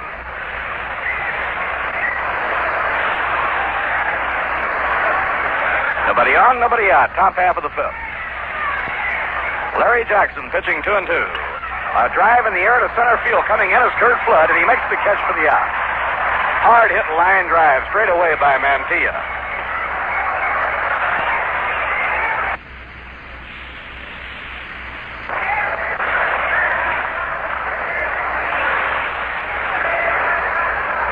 Charlie Neal, 6-year veteran.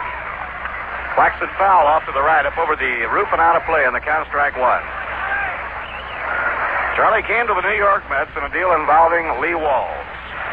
The Mets had paid $125,000 for Lee Wall in the expansion draft, then traded him on to the Dodgers to get the valuable Charlie Neal. Neal's lifetime batting average after 6 years is .265. Inside and high. 1 ball, 1 strike. Rookie right-hander Ray Washburn may get the starting call from Johnny Keane to pitch the second game for the Redbirds when they help the Chicago Cubs open the home season in Chicago. The 1-1 delivery. A high fly ball hit deep to left field. Back to Espinosa. He's back to the wall. It is going. It is down. A home run. Charlie Neal is around third and on the way home with a home run in the left field bleacher.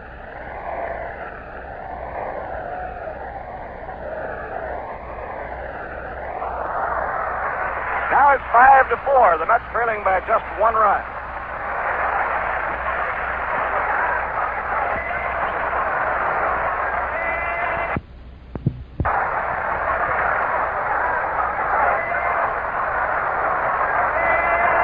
Charlie Neal really tied into that one. For Charlie Neal, he now has 2 for 3, has knocked 2 runs in. Ball landing about a third of the way up in the left field bleachers. Frank Thomas takes a strike on the outside corner. The ball went over the green barrier at the 358-foot mark and left. 3 years ago, in 1959, when the Dodgers won the pennant, Charlie hit 19 home runs and knocked 83 runs in. Jackson winding. Here's his pitch. Swing at a foul tip. Strike 2 to Frank Thomas.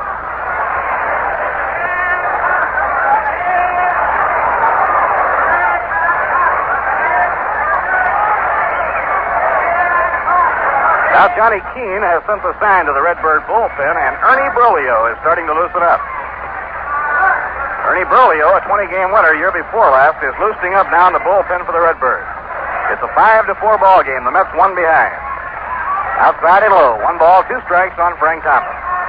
Frank 0 for 1 has grounded out short to first. In the 3rd inning, he knocked a run in with a long fly to deep center field.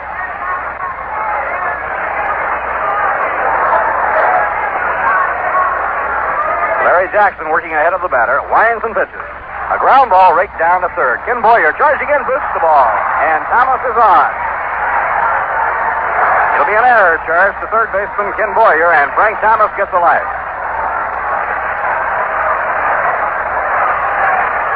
And now the Mets have the tying run on, and Gus Bell coming up. Gus became the first New York Met to get a base hit when he singled to center field in the 2nd inning. And he puts Dan Musial right up against the barrier in right field in the 3rd inning to take in his long drive.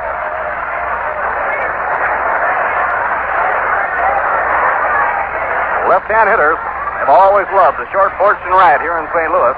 The porch is covered by a screen, and anything off the screen is in play. Down comes the pitch.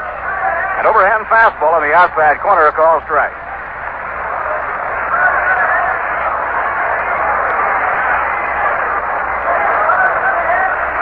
Two home runs by the New York Mets by Gil Hodges and by Charlie Neal.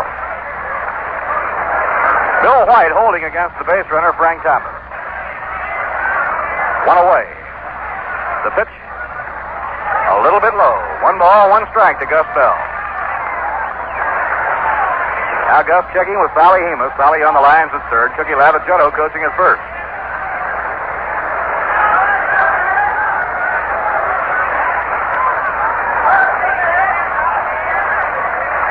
Larry Jackson looking into Gene Oliver to get his fan. The outfield deep and around toward right. Here's the pitch on the way. An off-speed delivery, taken outside and low. 2 balls and 1 strike.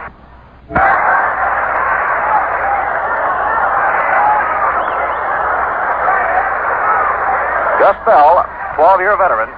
Gus, after 12 years in the National League, has a lifetime average of 284. He's hit an even 200 homers.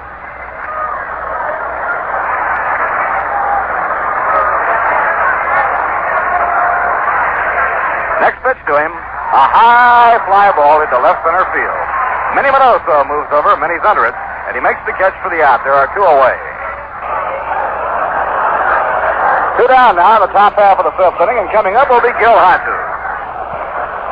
Gil hit a home run, the ball traveling high up into the left field bleachers his last time up. And for Gil, it was the 362nd of his career. The all-time home run derby, Babe Ruth, Jimmy Fox, Ted Williams, Mel Ott, Lou Gehrig, Stan Musial, Duke Snyder, Mickey Mantle, Eddie Matthews, Ralph Kiner, and then Gil Hodges. Outside and low, it's ball 1.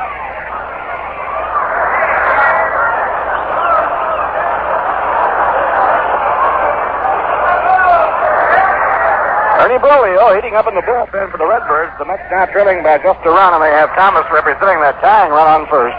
There are 2 men away. Larry Jackson makes the 1-second stop. Now the pitch. Hit foul off the big end of the bat. 1 ball, 1 strike on Gil Hodges.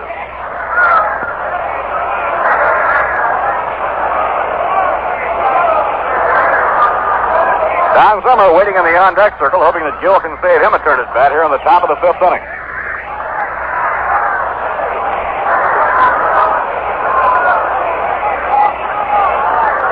Now Frank Thomas edging away from first. Julio Gotay over in the hole at short against Hodges. Fouled back into the mesh. No play in the count. 1-2 on Gil. Gil just very recently celebrated his 38th birthday. Certainly one of the class gentlemen in the history of the game.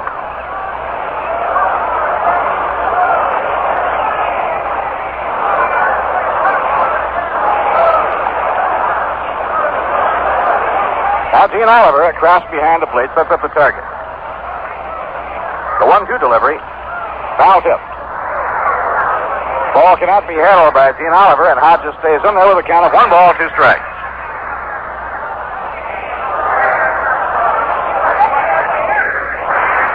Manager Johnny Keene pulling all the stops as Ernie Broglio getting ready in the bullpen.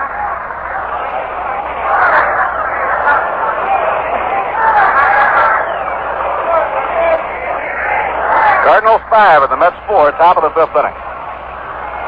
Jackson working very deliberately. Now he's up in pitching position. Around comes the right arm. Swing and a miss. He struck him out. Second strikeout for Larry Jackson as he gets Gil Hodges. 1 run, 1 hit, 1 error, and 1 left on. So we've come halfway, and at the end of 4.5 innings, the score now, the Cardinals 5, and the New York Mets 4. And now here's a... Now before Curt Flood steps in to hit in the last of the 5th, we step out for station identification. At the 810 spot on your radio dial, this is WGY Schenectady.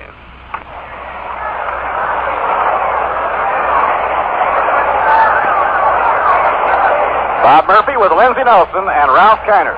It's the last half of inning number 5 now with center fielder Curt Flood. The Cardinal leadoff batter facing blonde right-hander Bob Moorhead. Blazing fastball that nicks the bat handle, just ticked it right into Hobie's glove, strike 1. Ball was out of the strike zone, but as Curt Flood was falling away from the plate, it nicked the bat handle. Julian Javier is on deck, and then Bill White, the top trio in the Redbird batting order, home half of the 5th inning. The windup by Moorhead, down comes his pitch, and it's fouled off the fist, back upstairs and out of play. Hey, real good grab up here in the Skyview seats by one of the outfielders. Bob Moorhead, who pitched at Jersey City the last 2 years, he was a real sleeper in spring training for the New York Mets. He pitched himself right onto the ball club. And the other pitchers, particularly the veterans, are very high on this hard-throwing young right-hander's chances. The 2-strike pitch. Ground ball hit toward short. It may go through the hole. It does for a base hit. Mantilla tried to break and go over in the hole for the backhand play, but it was beyond his reach. And Flood is on with his second hit of the game. That is the 9th hit in the game for St. Louis. And it brings up Julian Javier. Javier, the speedy second baseman, has 2 for 2 going. Singled to left field in the first, later scored. A singled in the 3rd inning and later scored.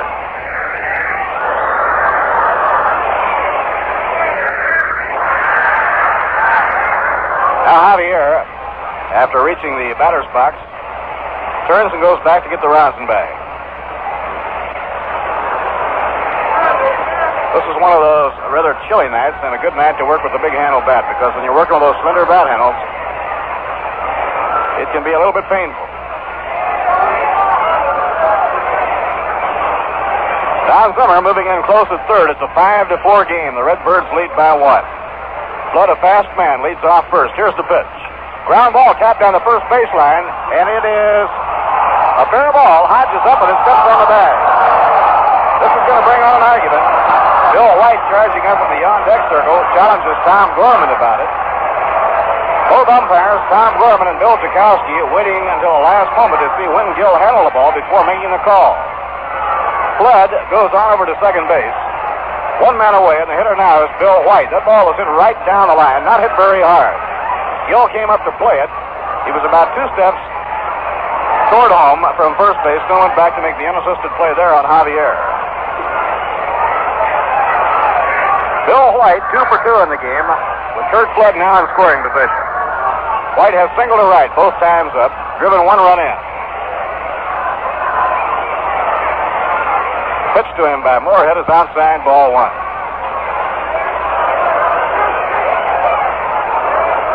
Bob Moorhead pitched winter baseball, and he reported to spring training in top shape. Oftentimes, a pitcher will not work too many innings in the winter circuits, but Moorhead was a busy pitcher down there. The outfield deep and around toward right against Bill White, who has good power. The kick of the leg, down comes the arm. A high infield pop-up out toward second base. Mantilla, right behind second, takes it for the out. Now there are 2 away in the last half of inning number 5, and here comes Stan the man.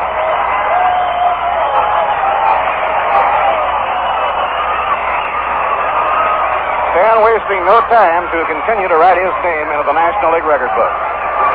He doubled in the 3rd inning and later scored on the base hit by Minnie Minoso, and when he did, it marked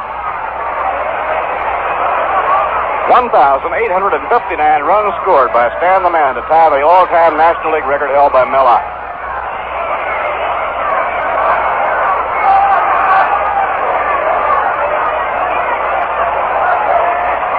Musial 2 for 2 in the game.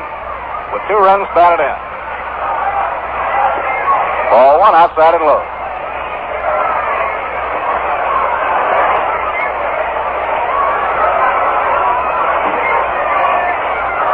We'll give you a complete rundown of the scores of the other games at the end of the inning. Now Bob Moorhead, the 24-year-old right-hander from Lemoyne, Pennsylvania, gets his sign from Hobie Landreth. Kurt Flood leading off second, 2 men down. The pitch to Musial. Outside and low, ball 2, 2-0. They have run into rain down in Houston, and that game is being held up.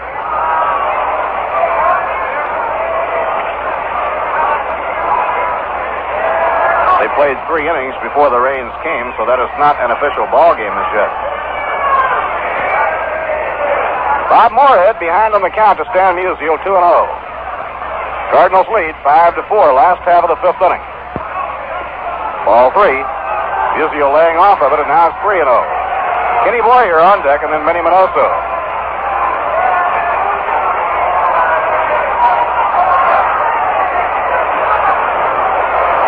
Roger Craig worked the first 3 innings. Roger gave up 5 runs, 8 hits.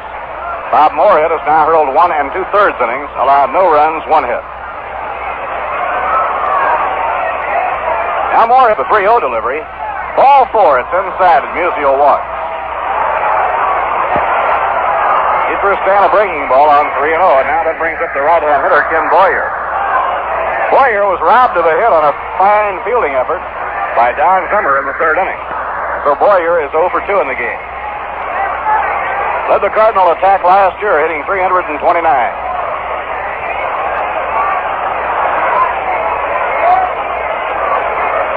And now young Bob Moorhead will be working hard to get the Cardinals out and keep the Mets close in this game. They trail by 1. 2 home runs in the game, both hit by the Mets, by Charlie Neal and by Gil Hodges.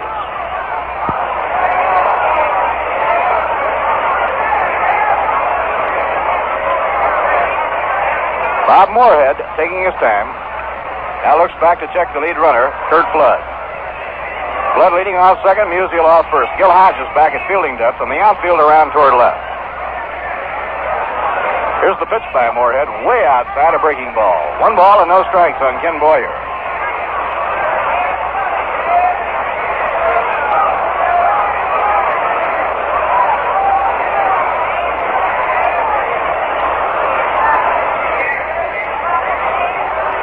Frank Thomas in left field is deep against Boyer. Pulled a bit over toward the line. The pitch by Moorhead. Inside and low, and he gets behind on Boyer, 2-0. Now Casey Stengel comes up toward the top of the dugout to give things a serious glance.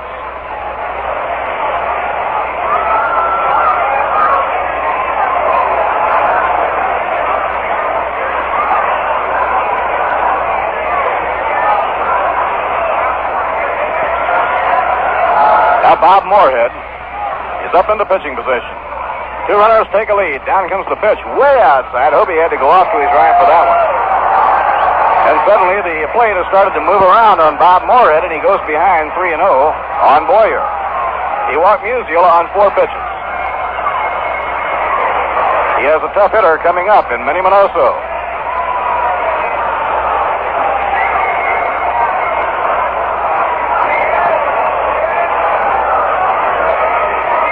Pitching 3-0. Strike 1 call, 3-1. Now Kenny Boyer turns his head to check with his manager, Johnny Keene, who runs his ball club off the coaching lines at third.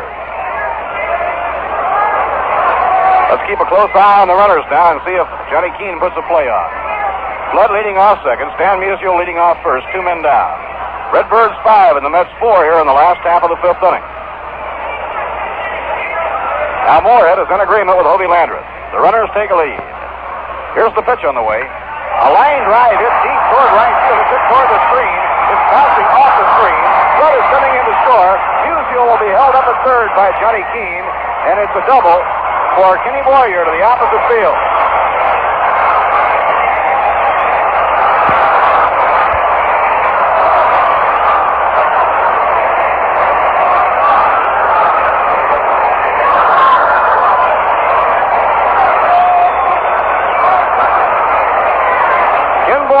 a 3-1 pitch, a line drive against the screen in right field.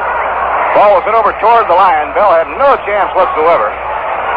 Musial goes around to third, and now it is 6-4. The Cardinals out in front. Runners on second and third. 2 men down. Minnie Minoso up. And here is a mighty big spot in this ball game for the New York Mets.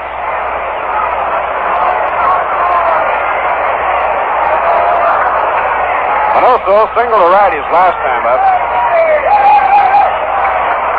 Moorhead out of his windup. Down comes the pitch. Too high, it's ball 1. Minnie has 1 for 2, has knocked 1 run in.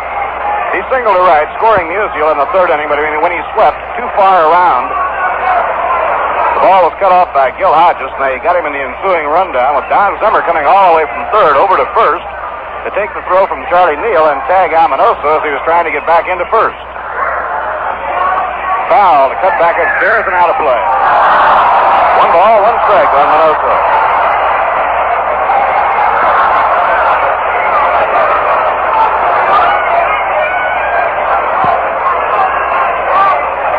Cardinals now have 6 runs on 10 hits. The New York Mets 4 runs on 6 base hits. But here is a key spot here. Cardinals lead by 2, and they'd like to lead by 4. They have 2 in scoring position. Moorhead cranks up. Down comes the pitch. Inside, taken across the letters by Minoso. 2 balls and a strike. Now Hobie will go out and have a talk with Bob Moorhead.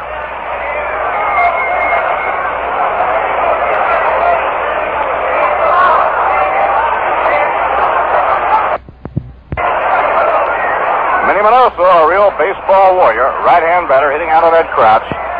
He hangs out over the inside corner of that plate.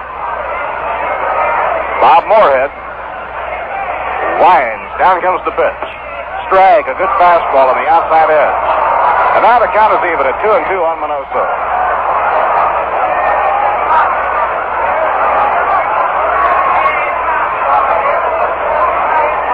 Stan Musial leading off third. Ken Boyer off second. 2 men down as Moorhead checks in with Hobie Landrum. The infield and the outfield straight away. Pitching 2-2. Ball 3, it's up high, and the string is out 3-2.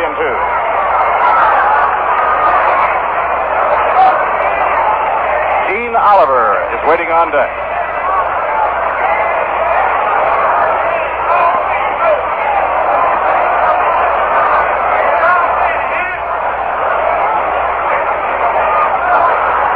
Count 3-2 on Minnie Minoso. The wind-up by Moorhead. Here's the pitch. He's struck him out, swinging.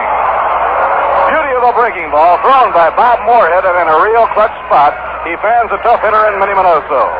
For the Cardinals in their half of the 5th inning, they score 1 run on 2 hits. No errors, and 2 were left on. At the end of 5, the score in St. Louis, the Redbirds 6, and the New York Mets 4. On Taylor, the losing pitcher.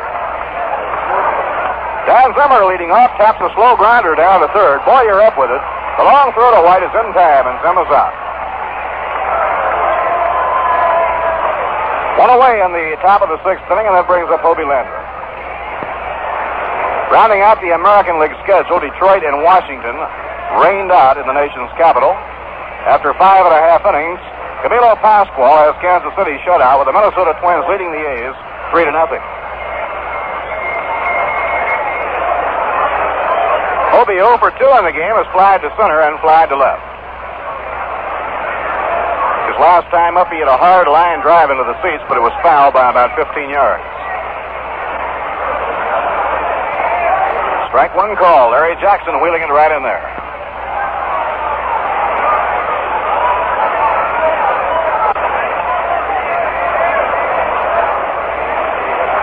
One out, nobody on. Top of the 6th inning, Mets trailing by 2.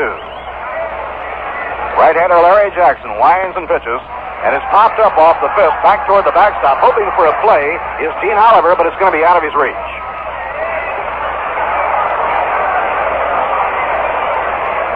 Gene Oliver giving that one a chase all the way to the backstop, but it was out of his reach. Now Casey Stengel has sent the sign to the bullpen, and Herb Moford will start loosening up.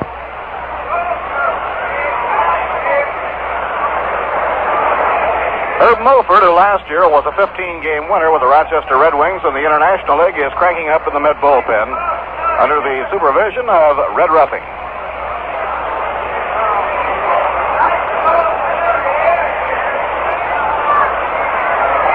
Bob Moorhead is scheduled up next.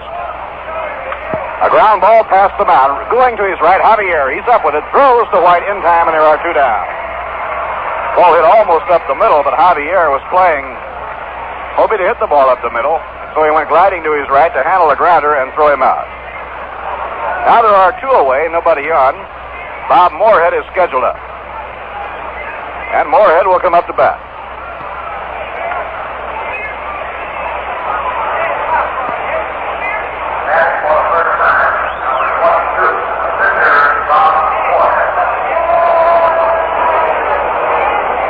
Bob Moorhead stepping in for his first time at bat.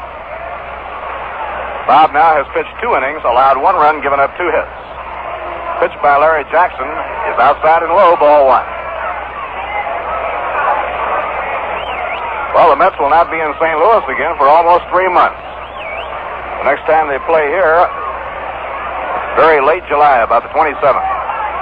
Call strike on the outside corner. Of course, with the expansion in the National League, you now visit the other cities only 3 times.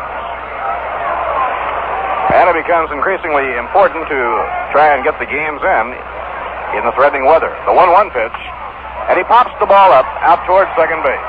Who's going to get it? Coming in is Gotay and Javier makes the catch on the edge of the infield grass in front of second.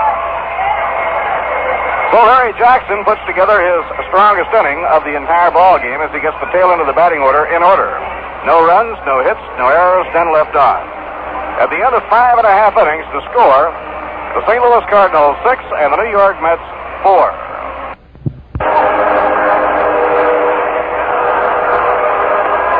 Last half of the 6th inning, the Redbirds will have the tail end of their batting order coming up against Bob Moorhead with Gene Oliver, Julio Gotay, and Larry Jackson. Right after the game, the Mets fly back to New York, and they're all certainly looking forward to the big welcome in New York, the parade down Lower Broadway, and the reception at City Hall. Festivities highlighting about noon. Gene Oliver 0 for 2 in the game, right-hand hitter. Line drive hit deep down the left field line. Running for it is Frank Thomas. He won't be able to get it. It's in for a base hit. He grabs it on a hop. The throw coming in, relayed towards second, not in time. A double for Gene Oliver.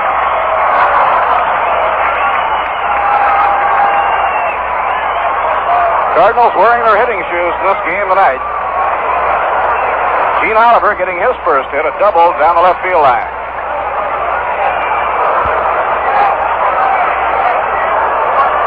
That brings up the shortstop, Julio Gotay. He's 0 for 2 in the game. Thrown out by Don Zimmer and thrown out by Charlie Neal. That is the third hit given up in relief by Bob Moorhead.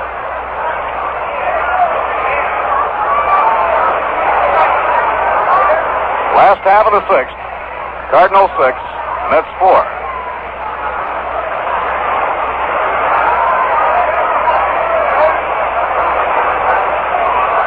Now the stretch by Moorhead, they look for the bunt.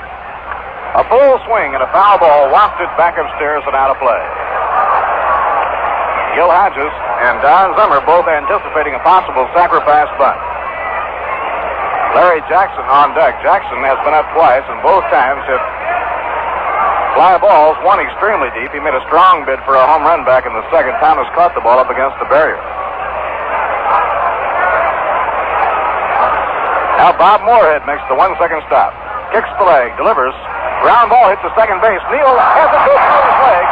Around third and holding up is Gene Oliver as Charlie Neal cocks that arm to make a throw. Johnny Keene, coaching on the lines at third, held him up. It'll be an error charge to Charlie Neal. Charlie just about had that one in his glove, and it slithered off, went through his legs, and rolled into short right field. They showed a lot of respect for Charlie Neal's arm on that one, remembering the great throw he made earlier in the ball game to nail Bill White at home plate. And so now the situation becomes serious for the New York Mets. Runners on first and third, nobody out. The infield getting together with Bob Moorhead to go over the possibilities. Julio Gotay reaching safely on the air. Oliver had broken from second across toward third, and Charlie was perhaps sneaking a glance to see if he had any possibility for a play on him. Now the Mets defensively will have to be alive for anything as Jackson steps in. Runners on first and third, nobody out. Zimmer even with the bag at third. Here's the stretch. And the pitch on the way. Full swing and a miss, strike one. Jackson 0 for 2. Fly to deep left field, fly to center. Right-hand hitter. Charlie Neal and Felix Mantilla set up a double play depth. Hodges holds against the runner. Gotay. And Zem is even with the bag, wide of the line at third. The outfielders playing toward the alleys. Here's the pitch on the way. Fouled back upstairs and out of play. That time, both Joe Hodges and Don Zimmer felt that the squeeze play might be on, and they broke for home.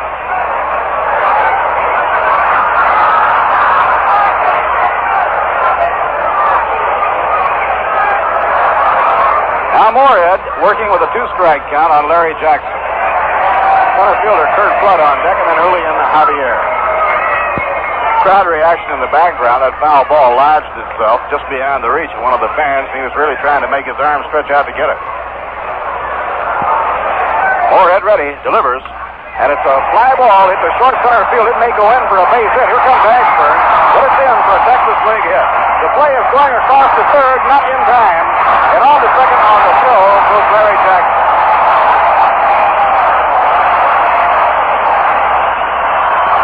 Ashburn tried for Gotay, who went from first to third. But on the attempt to get Gotay at third, Jackson takes second on the throw to third. And now the Cardinals have a 3-run lead, 7-4. Runners on second and third, nobody out. Give Larry Jackson a base hit, a Texas Leaguer into shallow right center field. And now the sign goes down for Herb Mulford to start warming up again. So Larry Jackson gets a run batted in. And the hitter is Kurt Flood. Flood has 2 for 3 in the game, both singles in the third and again in the fifth. Has scored twice. And now the Mets are bringing the infield up tight, with runners on second and third and nobody out. Gotay on third, Jackson leading off second. Bob Moorhead into his windup. Now the pitch. And it's fouled off to the right. It will be out of play.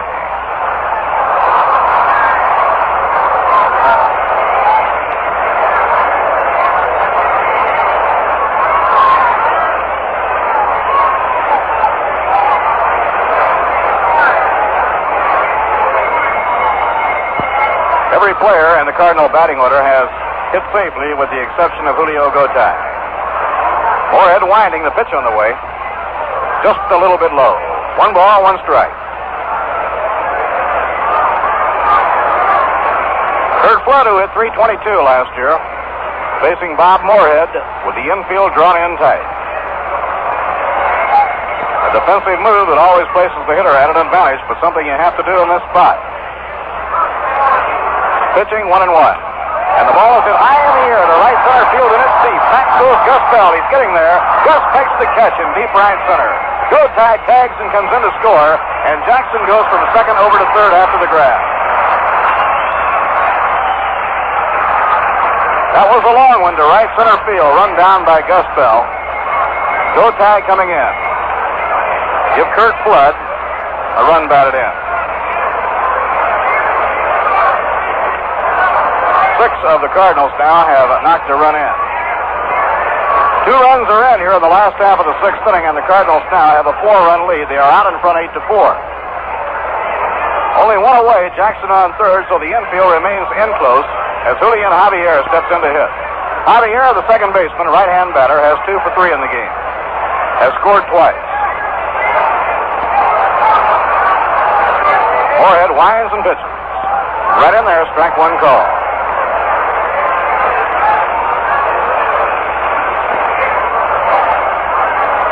St. Louis 8, the Mets 4, last half of the 6th inning.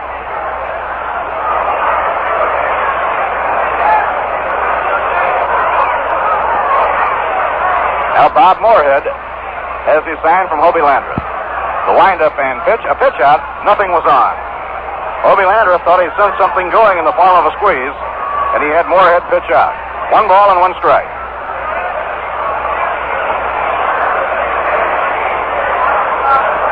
Now Javier is out of the batter's box, getting together on the signs with his manager, Johnny Keene, who's on the lines at third. Larry Jackson, the runner on third, one down.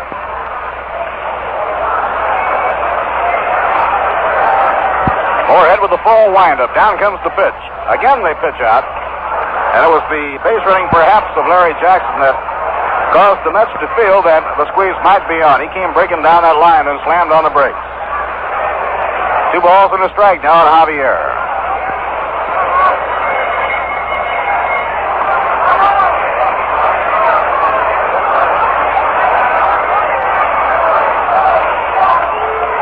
With the infield in, 2 balls and a strike on Javier. Javier deep in the box, spins from the waist. Foul ball coming back toward our broadcast booth and out of play. So the count is 2-2.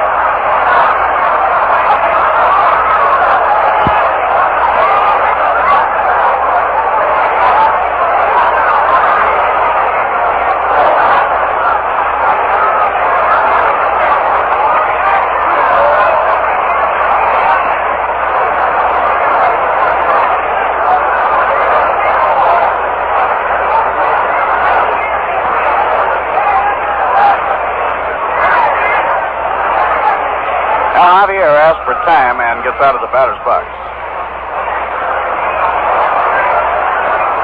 Let's trying to pin Jackson on third as Moorhead cranks up the 2-2 pitch. A drive hit hard into left field for a base hit. That brings Jackson in to score, and Javier is on with his third hit of the game. And now it's 9-4 in favor of the Redbirds. And before Bill White comes up to hit, let's pause for station identification. At the 810 spot on your radio dial, this is WGY Schenectady.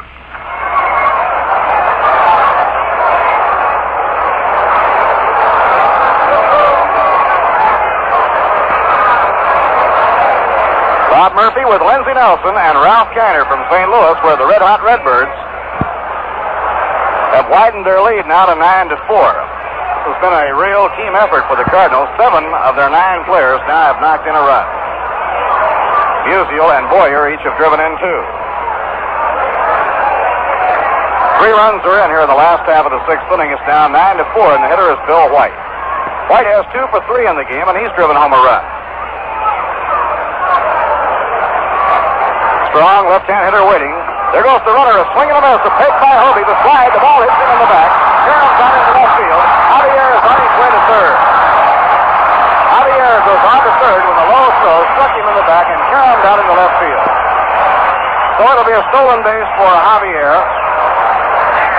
and an error charge to Hobie Landrum.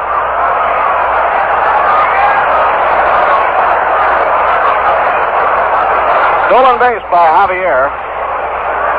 An error charge to Hobie on the low throw that hit the runner and went out into left field, enabling him to scramble to his feet and go on to third.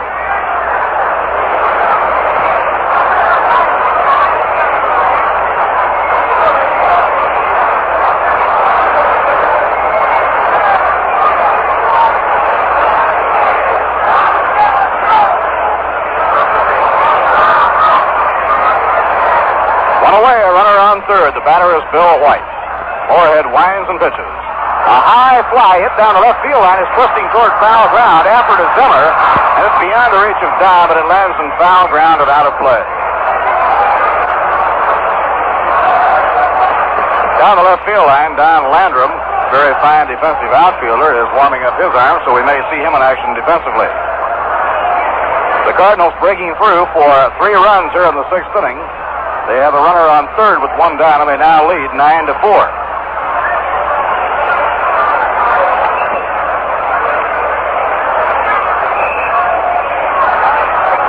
Dan Musial on deck, and then Ken Boyer. Let's have the left side of the infield up and the right side of the infield back against Bill White. Inside and high. 1 ball, 2 strikes.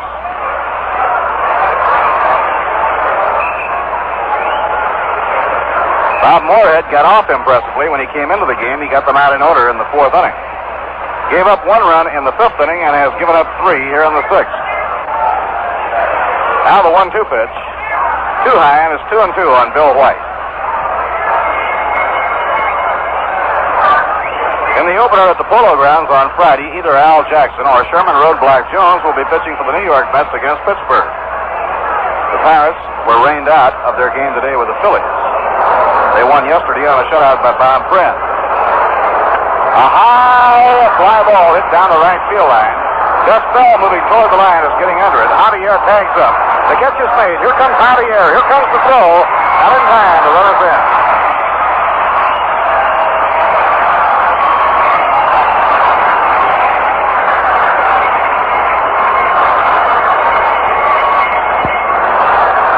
Sacrifice fly for Bill White. That gives White his second RBI. It's a 4-run inning now for the Redbirds, and they lead the New York Mets by a score of 10-4 in the last of the sixth inning. Now Stan Musial is the seventh man up of the inning, and Stan comes up with 2 down and the bases clear. Stan has a perfect night going with 2 for 2 and a walk. Right in there on a breaking ball, strike one call.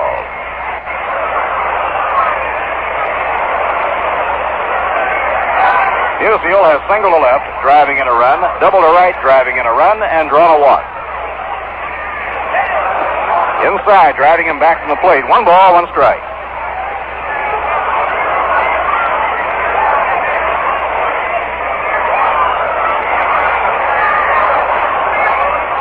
They have not resumed as yet in the ball game down at Houston. Houston led 2-0 at the end of 3 when it started to rain. Moorhead's pitch to Musial. A line drive hit hard toward the right field corner. Bell is after it. Can't make the catch. It breaks off his glove after he dives for it. Musial is on his way to second to throw. The slide. Out at second base. Gus Bell to Felix Mantilla. Just throwing from the deep right field corner, and Musial is out. A great throw by Gus Bell from the right field corner, and Musial is out trying for a double. The peg coming into Felix Mantilla. So in the sixth inning, the Cardinals score 4 runs.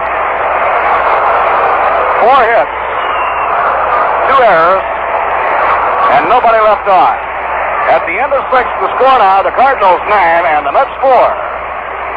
So we'll be going along to the 7th inning, and stepping in now to carry us along to the 7th inning and the remainder of the way, it's always a real pleasure to introduce Lindsey Nelson.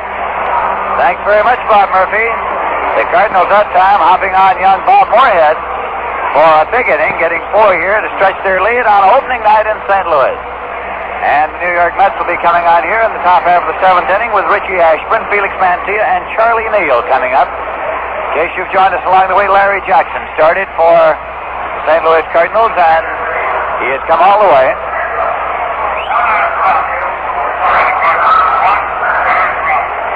Only one of those 4 runs was earned in that inning, as the Mets committed 2 errors.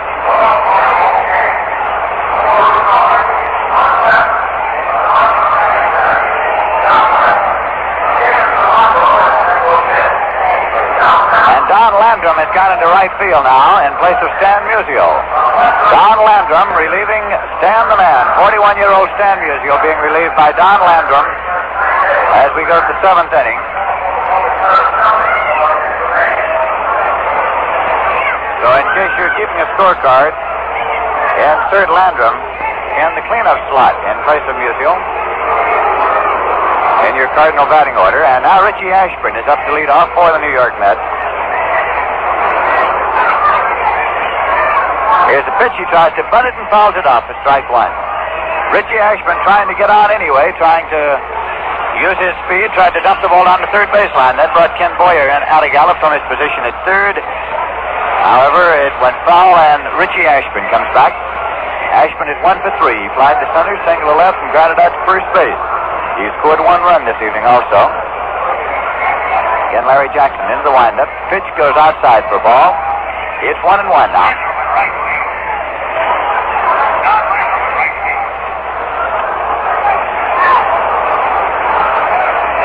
Larry Jackson looking to get the sign from rookie catcher Gene Oliver. Here's the 1-1 pitch, and it's in there for a call, strike 2.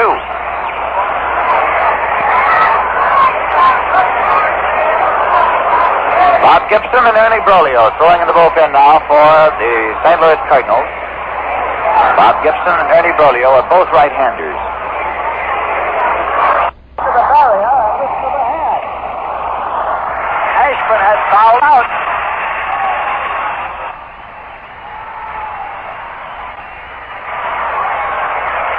Oliver, the rookie catcher, came back about as far as he could go, came skidding into the barrier and one-handed the ball.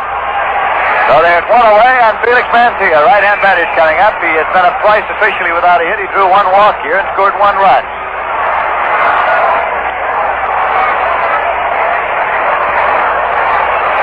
One man out, nobody on. As Jackson winds and fires. As it drives down the left field line, a base hit could be for extra bases. Mantilla turns first, heads for second. Minoso up with the ball, relays it in. His throw goes to third base as going in, standing at second is Mantilla with a double down the left field line. So that is the first hit of this season of 1962 for shortstop Felix Mantilla on behalf of the New York Mets. They have a runner at second, one man out, and Charlie Neal coming up. Neal flat to right, single to drive in a run and hit a home run. 2 for 3, has driven in 2 runs, had one sparkling play in the field. Charlie Neal's a right-hand batter.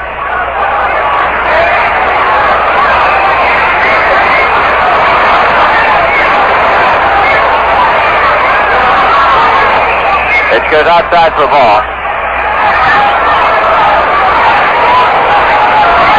1 ball and no strikes to count to Neal. Mantilla leads off the bag at second.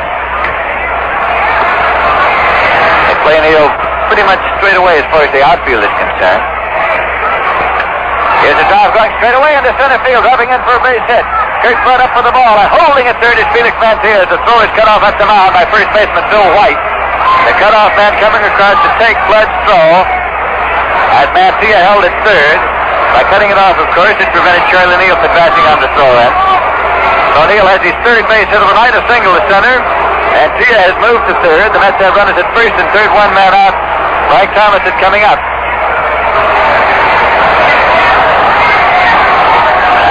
The score is 10-4. The Cardinals leading here in the top half of the 7th inning in St. Louis, Missouri, opening night.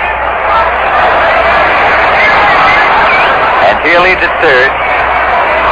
Charlie Neal still on the bag at first, waiting until Larry Jackson has the sign. Now Neal takes his lead. The stretch position at the mound and the pitch. Ground ball going to Jackson. He plays to second for 1. The relay to first. Double play. The side is retired. Mike Thomas hitting a double play. That goes 1-4-3 if you're scoring it. Julian Javier, who was playing over behind the bag on bullhead of Frank Thomas, took the relay and fired right on across for the double play. So in the top half of the 7th inning, the New York Mets get no runs on 2 hits, no errors, and 1 man left. And so at the end of 6 1/2 innings of play, the score is St. Louis Cardinals 10 and the New York Mets 4. Well, it's the 7th inning stretch again. A lot of the folks here are getting up the stretch. Wonder what the fans back in New York are doing, Ralph. Well, that's easy, Lindsay. I bet a good many of them are stretching out for glasses of Rheingold Extra Dry. True enough. And comes the 7th inning or any inning, more fans stretch out for Rheingold than for any other beer. Oh, that's sure enough. And Rheingold, you know, is New York's favorite beer. Yes, sir. It's very easy to see why. In fact, dry tells you why. Yes, Extra Dry tells you why Rheingold is beer as beer should taste. Brisk and bright, clean, clear through. Rheingold is brewed of the choicest ingredients, brewed the long, slow, costly way. That's what makes Rheingold Extra Dry such a wonderful beer. Wonderful because it's so much more refreshing. More refreshing because it's extra dry. Right, Ralph? Right, Lindsay. So, folks, why not enjoy a fine, cold glass of Rheingold along with our Diamond Doing? Join the millions who say, my beer is Rheingold, the dry beer.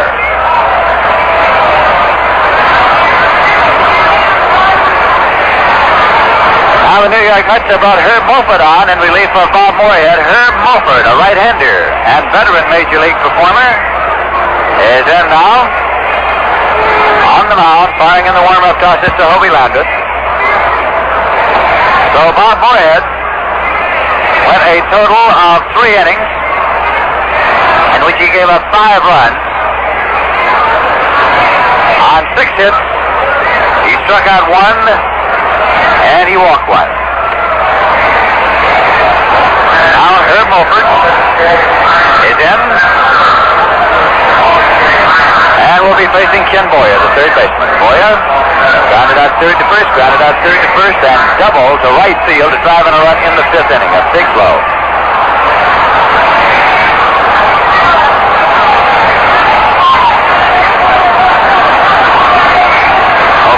pitch is on the way, and it's in there for a call strike. Mulford's a side armor, and must have wheel out there and pitch out of the uniform.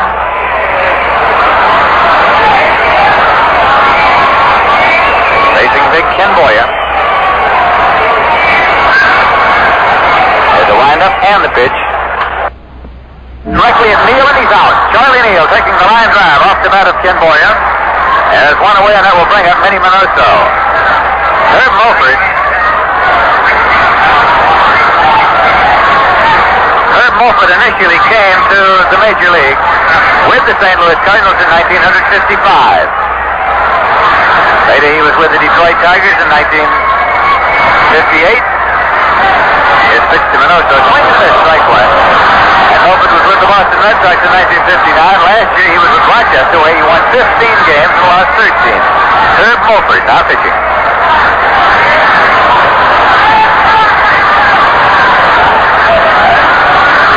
Here's the pitch to Minoso, and a high mounting ground ball to the shortstop. Mancia throws to Hodges in time, and he's out. Minoso hitting a bounding ball into the hole, but shortstop Mancia went to his right, came up with it, fired on to Gil Hodges in time for the out. So there's 2 men away, and that brings up Gene Oliver. Rookie catcher who made a fine catch of a foul ball back against the barrier a moment ago, and he gets the hand as he comes up. He struck out. Line to short, and doubled. Has scored 1 run.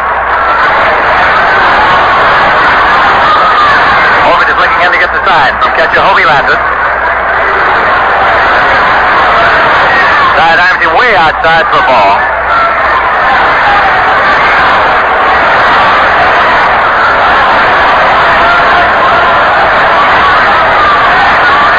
Herb Mulford is 31 years old.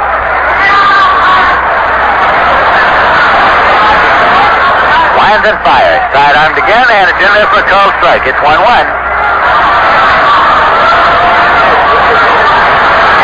We're in the bottom half of the 7th inning here in St. Louis. Opening night of the 1962 season. 10 teams in the National League. Here's a 1-1 pitch. He checks it and takes outside. For ball 2. It's 2-1. Manny Brolio and Bob Gibson still throwing in the bullpen for the St. Louis Cardinals as they lead by a score of 10-4 over the New York Mets here. That pitch goes outside for the ball. It's 3-1. In the preseason polls, there were a great many experts who picked the St. Louis Cardinals to win the National League Pennant this year, and in the consensus of all the polls, the Cards were picked as a very definite contender for the National League title. 3-1 pitch, and has a drive going deep to left center field. Going, actually. Got away from Landis at the moment, and he ran it down his nose bad. Julio got that in which way to go, so he bent in, and actually the pitch came in behind him as Hobie Landis managed to knock it down. It's ball 1. The official paid attendance here tonight, 16,147. 16,147 on opening night in St. Louis, Missouri.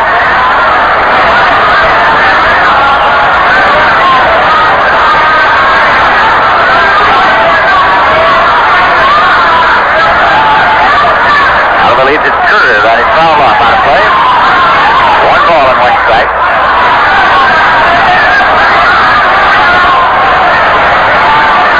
But here tonight, manager Casey Stengel has gone with the pitching that showed up best during the training season in Florida. Roger Craig was his most dependable starter there, and Bob Moorhead and Herb Mulford were his most impressive relief pitchers during the month, or 6 weeks rather, of spring training. Yes, a fly drive into the glove of Gil Hodges at first, and he's out. Julio Gotay lining out to Hodges at first, and so the St. Louis Cardinals are out in the bottom half of the 7th inning with no runs on 1 hit, no errors, 1 man left. And at the end of 7 full innings of play in St. Louis, Missouri, the score is the St. Louis Cardinals 10 and the New York Mets 4. As we go to the top half of the 8th inning, the New York Mets send up Gus Bell as Larry Jackson winds and fires. The pitch goes high for ball 1.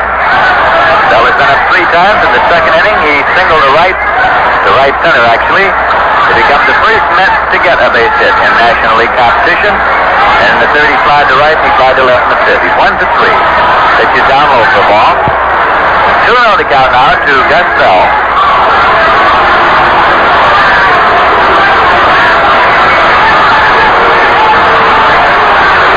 Bell, of course, big left-hand hitter.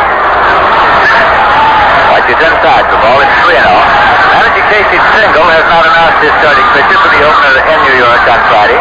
He says it will be Sherman Jones, possibly, if his eye has recovered sufficiently. In Portsmouth, Virginia, on Sunday, he sustained a burned eye trying to... His pitch is in there for a called strike. The end of a match landed in his eye, and he's been incapacitated for a couple of days, but was working out tonight before the ball game and said he was about 95% recovered. So it may very well be Sherman Jones. It's not Al Jackson. At ball 4, and Gus Bell goes down to first base. So the New York Mets have a base runner, and it's the second walk given up this evening by Larry Jackson. Coming to the plate, Gil Hodges, who hit a home run at the top half of the fourth inning to become the first New York Met to hit a home run. Later in the next inning, Charlie Neal became the second Met to homer. That was a 362nd career home run for Gil Hodges, moved him ahead of Joe DiMaggio in the career home run total department. Only 2 right-hand hitters in the history of Major League Baseball has hit more home runs than Gil Hodges. One of them, Jimmy Fox, the other, Ralph Kiner. That pitch is outside for ball. Ralph Kiner is not likely to be improving on his total since he is with us in the broadcasting booth, and will be here all season long to bring you the games of the New York Mets.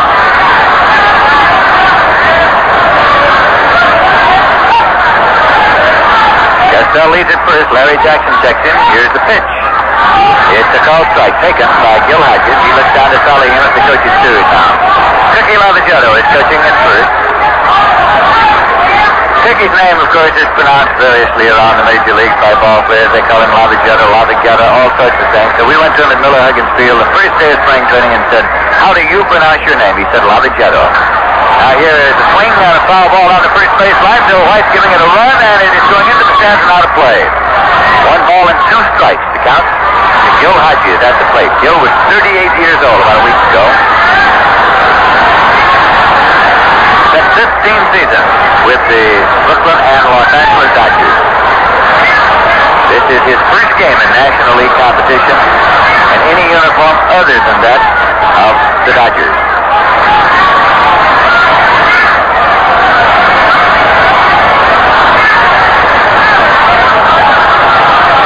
Here's a ground ball. It's going foul. Solly Himmet fields it with one hand. Coaching lines at third. The count holds at 1 ball and 2 strikes to Gil Hodges. That's the plate for the New York Mets. We have Gus Bell, the base runner, at first. And nobody out.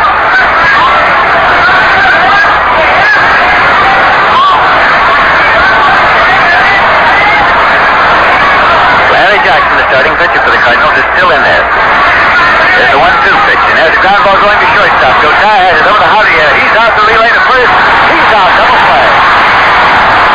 So Gil Hodges is hit into a double play from short to second to first. Julio Gotay to Julio Javier to Bill White. That will bring up Don Zimmer. Well, the St. Louis Cardinals got out of the 7th inning with a double play, and now they erase Gus Bell on a double play. Second double play of the night. And it is the second base combination that caused some concern at the start of the season. Pitch is in there for call strike. The Cardinals hold up around second base. If shortstop Julio Gotay holds up, and if Gene Oliver can handle the job defensively behind the plate, St. Louis Cardinals very definitely will be in the running. Swinging a foul ball up to that of Don Zimmer, and it's strike 2 to him. Zimmer singled in the second inning. Started out second to first in the 4th, started out third to first in the 6th inning.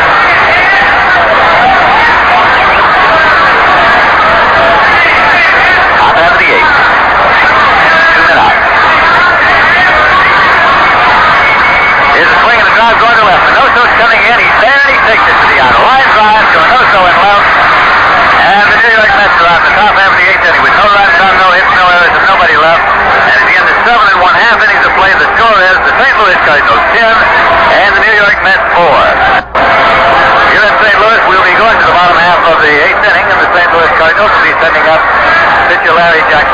Flood and Julian Javier. Before we get into that, let's allow our stations to identify themselves. We pause now for station identification.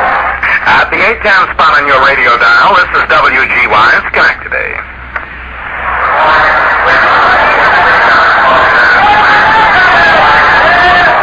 This is Lindsey Nelson with Ralph Kiner and Bob Murphy in St. Louis, Missouri, as the New York Mets are meeting the St. Louis Cardinals in an opening night game with the Mets representing the city of New York back in the National League once again. And to lead off, the St. Louis Cardinals are going to send up their starting pitcher, who's been there all the way, Larry Jackson. And now Clem Levine is coming to pitch for the New York Mets.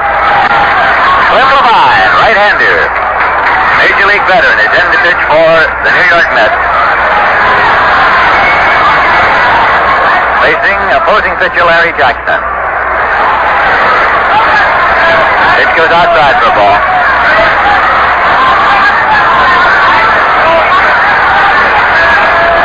Levine, of course, spent a great many good years with the Brooklyn and Los Angeles Dodgers. Pitch is high for ball two. Then he went to Detroit. And in their pennant-winning season of 1960, the Pittsburgh Pirates brought Levine on, and he was a very valuable asset to them. Was with the Pirates again last year. That pitch goes outside. It is 3-0 now to Larry Jackson. Levine has a sinker and a curveball. It's most effective when he gets it down there low. That's where he keeps it most of the time. That's a call, strike one. It's 3-1.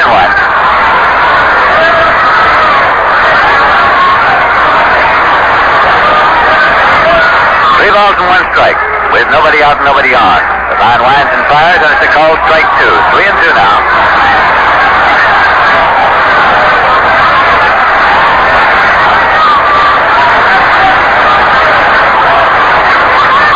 It's 3-2 pitch, and it's a fly ball going out to left center. Ashburn is coming on. He is called. He's under. He's waiting, and Ashburn has it for the out.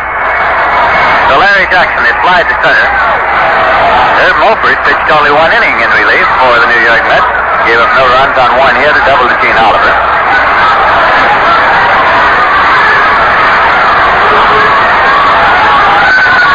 Now leadoff man Kurt Flood is at the plate.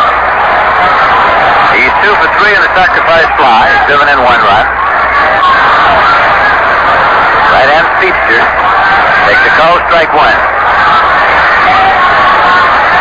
The thing for which Clem Levine is most often remembered is the 10-0 shutout he pitched against the New York Giants in the playoff at the end of the 1951 season between the Dodgers and the Giants. Pitches outside for a ball to Flood.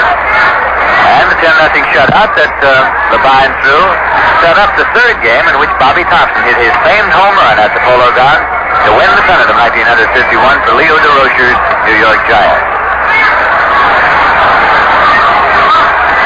Their ball inside. It's 2-1.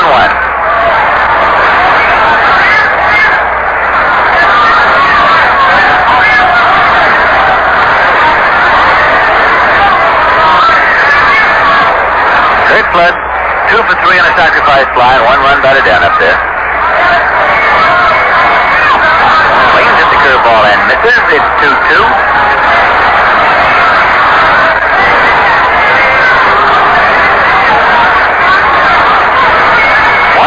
Nobody on base for the St. Louis Cardinals. Clem Levine is the 4th New York Met pitcher of the evening. The ball outside that time. It's 3-2 now, so the count has gone full to Kurt Flood. Levine had a full count to Larry Jackson, now has a full count to Kurt Flood.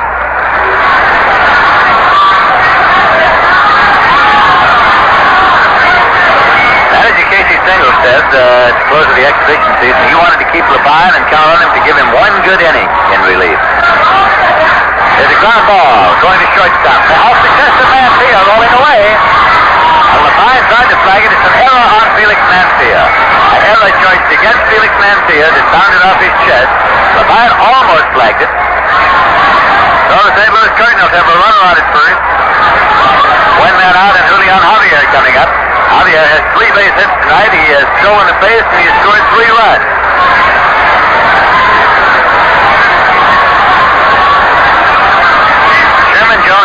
Jackson loosening up in the bullpen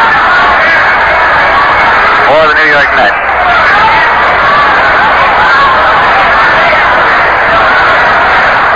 Line into the stretch position. Here's a swing and a foul ball. A little number. It should be trouble. They're going to let it roll and hope and hope and hope. And it's a foul ball. Landers and Levine covered over the ball. And for a moment, Tom Gorman, the umpire, couldn't see. And the moment it got involved, Levine grabbed it. So it is a foul ball.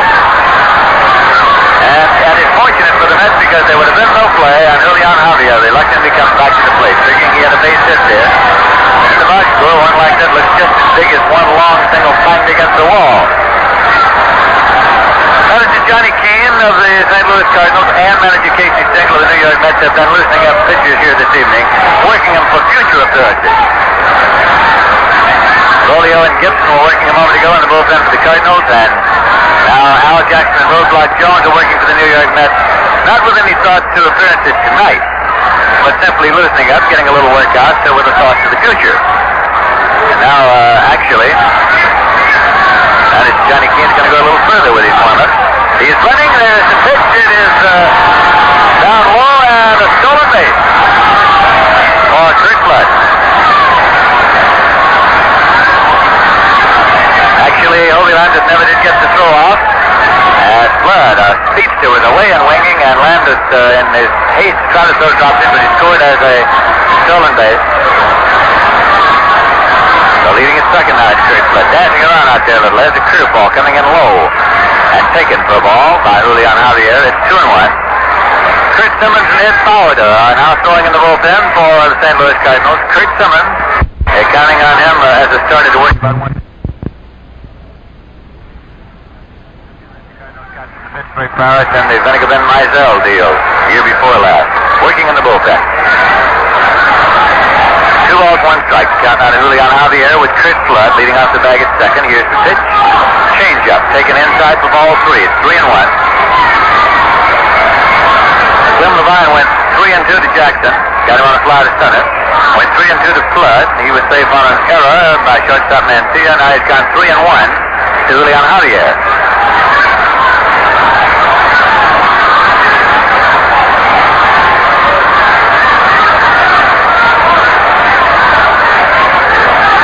Their ball in there, but no strike 2. Javier had started from first base. Comes back now, takes the big end of the bat, looks around, and there's a crowd reaction. But the count is out to 3-2.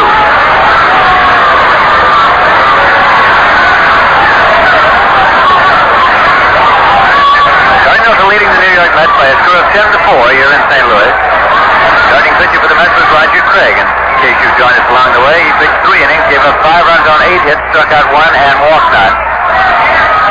Craig is the pitcher of record as far as the New York Mets are concerned. Larry Jackson, of course, who has been the only pitcher for the Cardinals, is their pitcher of record. Manager Johnny Keane running the club from the coaching lines at third base. And Harry Walker coaching at first for the St. Louis Cardinals. Levine is looking in to get the time, but right now Javier is back out of the batter's box again. Count is full. To Julian Javier. And now catcher Hobie Landis is going out to the mound. Have a word with Clem Levine.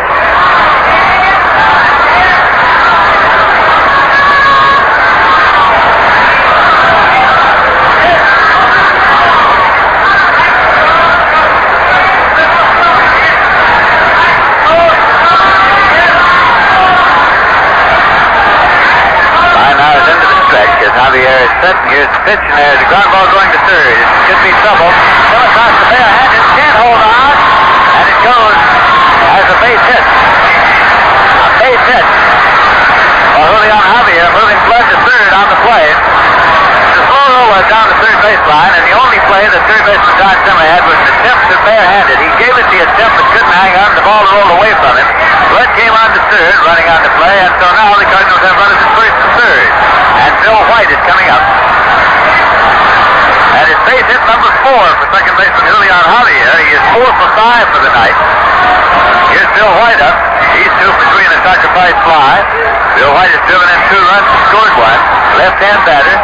Their ball misses outside. Ball 1. Cardinals leading by a score of 10-4 and threatening here in the bottom half of the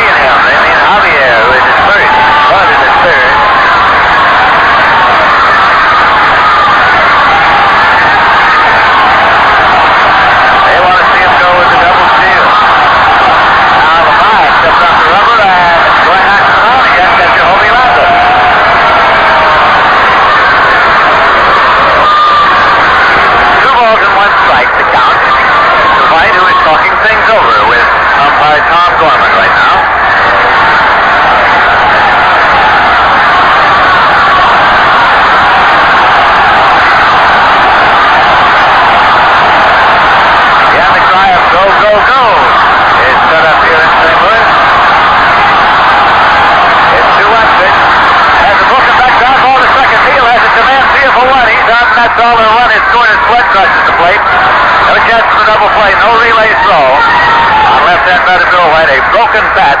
Ground ball and broke it in half, as a matter of fact. Chris Flood crossing the plate with the 11th St. Louis run of the evening. And Don Landrum is coming up now. You'll recall that Landrum replaced Stan Musial in the 7th inning in right field. So Landrum is batting in the cleanup side. He's a left-hand batter. Last year he opened in center field for the St. Louis Cardinals. And the line is the pitch and it's in there for a called strike.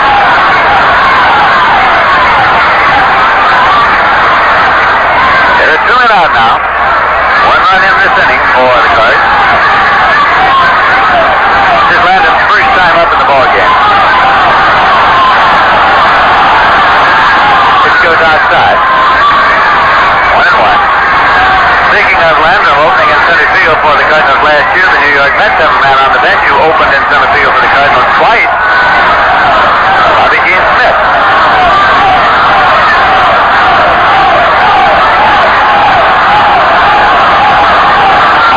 Joe White, the baseman, has first, has a throw to first, not in time. He's back safely. John Simmons playing even with the bag of third against the speed of left-hand batter Don Landrum.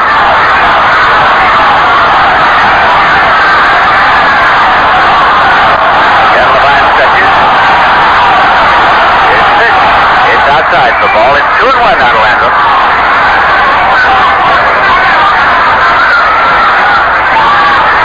Before he retired from the game this evening, Stan Musial added 3 base hits to his great total. He was 3 for 3 on a walk and scored 1 run.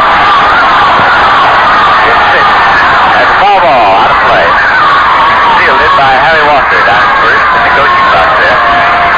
It's 2-2 count to Landrum. The run that Stan Musial scored tied him for the National League record. The run scored, the record now held jointly with the late Mel Ott. Stan Musial started the 1962 season, his 21st year with the Cardinals tonight, holding 35 National League records with a chance to add about 7 more in a hurry.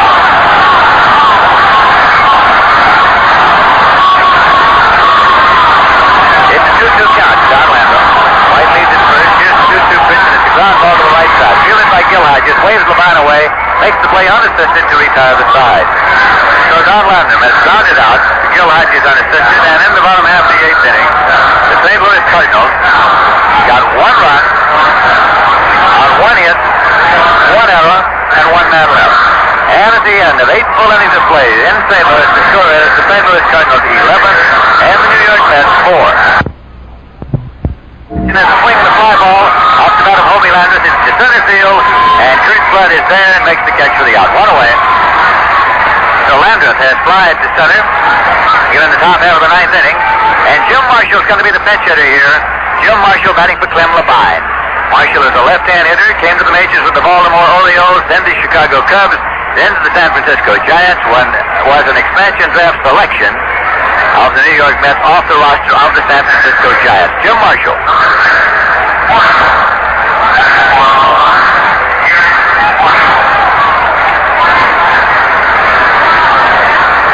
So with 1 man out, Marshall is the pinch hitter.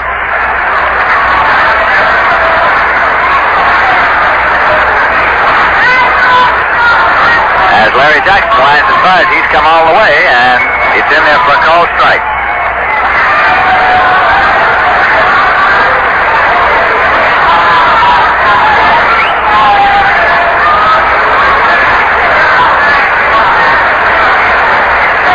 Here's a pitch, swing, and a foul ball off the bat of Marshall, so it's a 2-strike count out of him.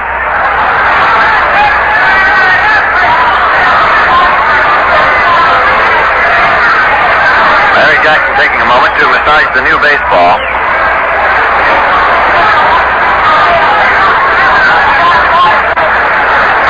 Now looking in to get the sign. 2 strikes to count to Jim Marshall. Here's the pitch. It misses outside for ball 1.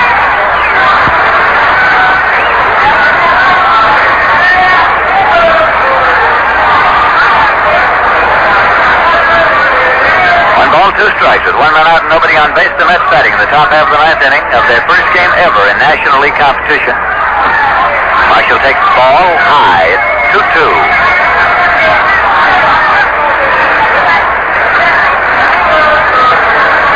Larry Jackson started. He's come all the way for St. Louis. He struck out 2 and walked 2. He has allowed 8 hits.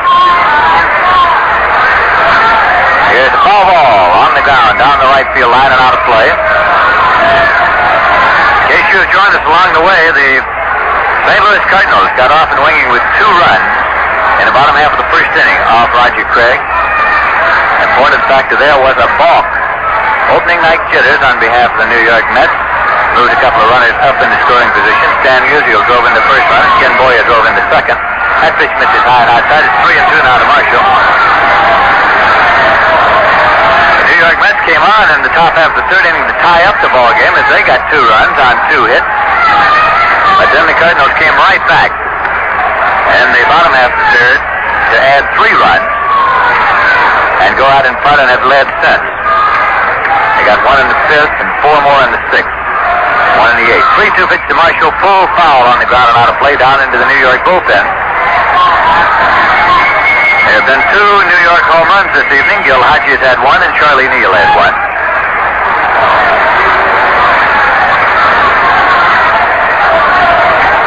Top half of the ninth.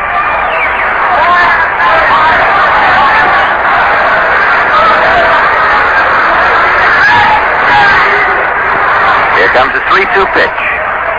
Pitcher's outside and Marshall has walked.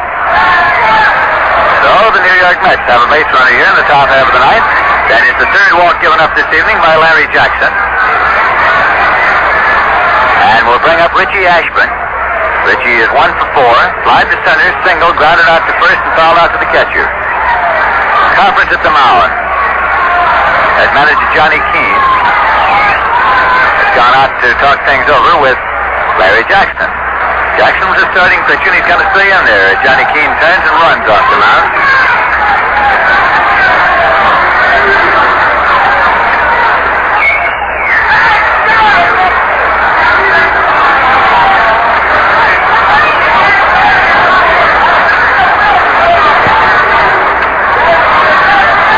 All right, now, Jackson is looking into Gene Oliver to get the sign as Richie Ashburn chokes up on the bat. It's in there for a call, strike 1. Jim Marshall is the runner at first.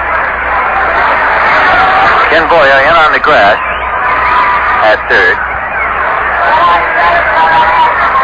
Center fielder Kurt Flood shaded over toward left on left-hand batter Richie Ashburn. That's the way they play him, and Gotay is right in the hole. That's a call strike.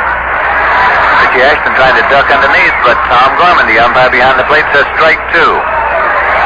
The base hit that Richie Ashburn had in the 3rd inning was a ground ball punched right between Ken Boyer and Julio Gotay. And there was practically no room to punch one because Gotay was as far over in the hole as he could get anyway, where he is right now.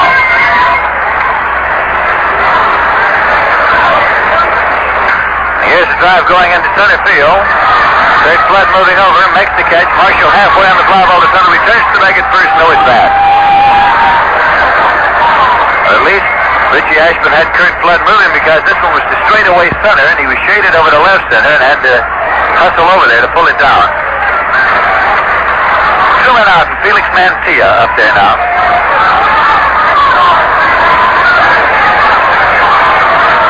Mantilla is 1 for 3 tonight, and with a double, he also drew a walk. Has scored 1 run.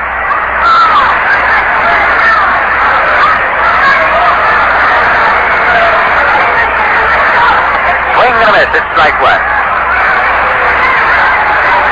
Don't forget the New York Mets. Immediately after this ball game will fly to New York, and tomorrow at about noontime they will be welcome to the city of New York in a ticker tape parade, and they will open up at the Polo Grounds on Friday afternoon against the Pittsburgh Pirates. Here's a fly ball down the right field line. It is foul. It is curving on over and going out of play. Right fielder Don Landrum gave it the long run, but to no avail.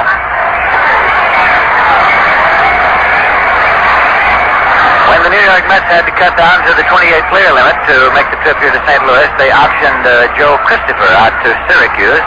24-hour recall. Added Rod Keneal to the Met roster. He was on the Syracuse roster. They hope to have Christopher back before long. That pitch goes high. 1-2 now to Felix Mantilla.